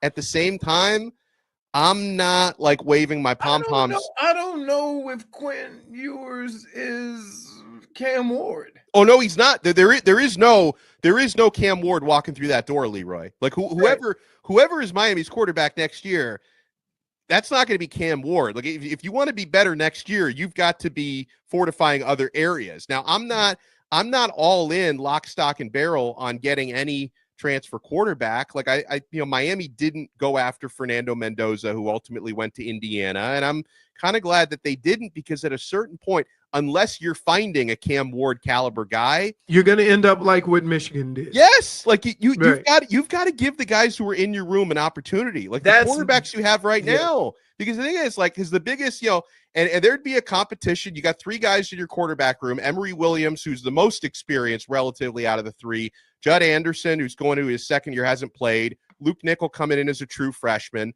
So like the big argument against giving these guys a shot would be, well, they don't have enough experience. But how do you get experience if you never play? And if you never play the quarterbacks you recruit out of high school, if you're bringing in transfers every single year, you're not going to get recruits. Right? You're not going to get recruits. Like I get it. Like when you have a chance to bring in Cam Ward, you do it. They did it. You have a chance maybe to bring in Mateer. They tried. It didn't work. But I'm not just going to bring in any quarterback. Is that how do you ever recruit quarterbacks after that? If every year you're bringing in a guy. That was my next question is you have these guys in the room. At some point, you're going to have to show all of these guys you're recruiting at that position that you can develop a quarterback and put a top-notch quarterback on the field. Yeah. And if you go through the transfer portal, because as fans, we want to win now, nobody gives a crap about development. Like, we don't want to see your quarterback struggle because he's never played and then come on strong at the end and you already have 2 losses. And so, like, a lot of these coaches feel that pressure and they go in win now mode. And then what happens is you end up like Florida State. Oh, yeah, you don't want to be that. They went in the transfer portal. They got all these players. They didn't really get any recruits. And now you have an empty team with DJ Ujawangale. Not anymore. I think you finally got it. Hey, Donno, he went to school with us. Yeah. I think he's 50. I'm like, so yeah. So like, how much of that fans have to be patient with, because there has to be some development. We can get away with that. Like, we look at running back, we look at DB, we look at all these other positions, offensive line, and you could transfer portal all of them. Nobody would care, right? But at your skill positions, like, it wouldn't hurt to bring in a wide receiver, right? You're losing a few of those. Yeah. Right? But at quarterback, your main position, if you keep going in the transfer portal, you better be ready to do it for the next 10 years. Yeah, and there you mentioned receiver. They already do have one committed, CJ Daniels, who was at LSU last year, that they really like. And I think they're going to try to bring in at least one more receiver. And yeah, we all know defense is an area they need to address. And they've already brought in 3 transfers on the defensive side, a couple of defensive backs, safety Zechariah Poyser from Jacksonville State, who's very highly rated, cornerback Charles Brantley, who's actually, they brought in 4 guys already from the defense. Charles Brantley and Emmanuel Carnley, cornerbacks from Arizona and Michigan State, respectively, and David Blay, a defensive tackle from Louisiana Tech. And they're not done on the defense either. They're going to try to bring in more guys because the defense needs a facelift. Here's the other thing. Does something have to be done with the transfer portal? The timing is horrible. Oh, I hate it. Like right before, So how do before you, bowl games and playoff games. It sucks. can you? But here's the problem. Here's the problem. I acknowledge the problem. Student athlete, school starts January 6th. That's right. Yeah. How do Yeah. how do you get around that? Yeah, that's rough because like And then if the you other say, if you say the guy can play in the bowl, the coach ain't gonna play him. Right. It's tough. I mean, they have also the spring portal window, which is like after spring football. But then the problem with that is that, if you were to go like only to that one, then the problem is like it's nice, especially if you're bringing in quarterbacks. It's nice to have them be a part of spring football and not come in afterwards, right? Yeah. So the stupid academic calendar, the whole student athlete thing gets in the way of a great. Because I'm with you. Like, wouldn't it make sense to be able to do the transfer portal after the season's over? I would say, I don't know how you would do it because they want all these guys in the spring ball. Yeah, but I mean, tough, right? Like you do it after that semester. And you have to be fair with like a lot of these guys, you shouldn't have to announce that in December. Yeah. Right? It's like you putting a kid in a bad spot, right? To have to go to his coach and then the coach have to go to the team and say, transfer portal. Yeah. Do it after, either after the season you can announce it, right? And maybe not go through the spring ball. But yeah, like it's tough. Yeah, They need to it is figure tough. it out. Because I hadn't even thought about the academic calendar. It is tough because then it's like the enrollment is a whole mess, and And then what happened with like Michigan last year? They couldn't even go after a quarterback in the transfer portal because JJ McCarthy decided late because the season was late, and then they ended up with Warren. Oh. Yikes. All the good options. And then now gone. Orgy is in the transfer portal. Yeah, I would say to him that. Well, I would say it don't matter what uniform you put on, son. You can't throw. I would say Jim Larrañaga agrees with your point. Yeah, because, I feel bad for him because he has like exhausted himself developing.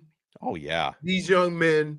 Guys who we never heard of that had some talent, putting them in the best position, and they failed him. Well, he's been Coach L has been coaching for 53 years. The landscape of college sports has changed more over the past 3 years than the previous 50. Right. So he's 75 years old. I would venture to guess that if Coach L was 55 and not 75, he'd be willing to keep rolling and keep adapting, right? But I mean, he's been doing this for so long, and now what used to be developing your underrated players and having guys for 3 to 4 years and not having to worry about players transferring every single year. It's changed so much, over the past 3 years for a guy in his 70s. Like he says he's exhausted. I get it. I understand why you wouldn't want to keep adapting at this point in your life because Coach L has nothing left to prove. Go out there and enjoy your retirement. Right. It's unfortunate. I mean, a lot of the older coaches, you look at Nick Saban, right? He just seemed exhausted. Yeah. Right. Just exhausted and I think and I would never, if I was a coach, I would never get exhausted dealing with kids. Right. Love the young men. They want to come. They want to play. They want to do well. They want an opportunity to play at the highest level, wherever that may be. It's the others in their life that don't quite understand how it works and trying to speak on behalf of the kid without that kid probably not even wanting to say that because they understand sports. They understand football. There ain't no kid playing a sport that thinks he should go onto a team and just start balling. Right? They all think they have to earn their way. That's how the first thing they tell you in football, leave your ego at the door, you eat what you kill. Right? You earn it, you get it. And you bust your butt in the effort to earn it, right? The one thing I appreciate about Miami is you had 3-4 first rounders in the same room and one wasn't even playing. Yeah. Like Changed that a doesn't lot. happen anymore. No. The other dude, your one guy will play and then the other 2 or 3 will leave. Yeah. Right? That's why Mario did a hell of a job at running back because he rotated them pretty good. He did. Yeah. But the problem with that is now how's one guy gonna get his shine and go to the next level? Right. And it's funny because like he did a really good job rotating running backs to the point where like 3 to 4 guys were getting steady playing time. Like I mean, I can remember when you used to have a featured back in college football and one guy was getting, 80% of the carries. So it's not easy. Believe it or not, I wasn't even a feature back. I think you're featured back worthy. I played in the same backfield as a guy named Tony Bowles. He had like 1,500 yards rushing one year. Wow. Yeah. Like this, and we were in the backfield together. Jeez. So it's crazy how I never thought about like, oh, I could go back home and no, it's like, all right. Leroy ran the backfield. We ran the clock into the ground. Sorry. Dono, before we get you out of here, I like talking to Dono. I love it, Leroy. Score prediction on the way out, Leroy. I know we'll have time to talk about it later before Dono gets out of here. Final score. I'm going to go 38-33 Miami in a shootout. Yeah, I say 35-30. Solid. So high scoring game. Miami wins a shootout. Oh yeah. It's gonna now keep in mind, I don't know what the weather's gonna be like. Now you got to bring your rain suit up there. I don't know. Let me see. Let me see if I can pull that up, bro. I just want to kill the clock even more here because this is too important. It's holiday clock. We ain't got no time. Holiday. Hold on, clock. I gotta find Orlando. No, it's not gonna. It's partly cloudy, but I don't see any rain in the forecast. Right. 77 degrees. Yeah, it should be. Okay. It should be a little cloudy, but no rain. Cool. That's good. Solid. 77 with some clouds is good. Yeah. Well, Dono, thank you for taking time out. I know you're a busy man. I know you did Joe Rose this morning. You're still stuck around. I'm sure you'll have a lot more coverage as this NIL. I'm about to get on a bright line to Orlando. So hold. Are you doing the bright line? I'm doing the bright line, and I'm pretty frugal, but I got a great deal on a first class ticket just for the way up. On the way back, I'm going to be in coach, but I'm going to be cruising first class in the bright line today, gentlemen. There's that many people on that train? Holiday weekend going to Orlando, it's probably going to be packed. Yeah. All right. First class, baby. You deserve it, Dono. Thank you for joining us. And we will be right back with more Tobin and Leroy. No, we won't. Sports world. See you guys.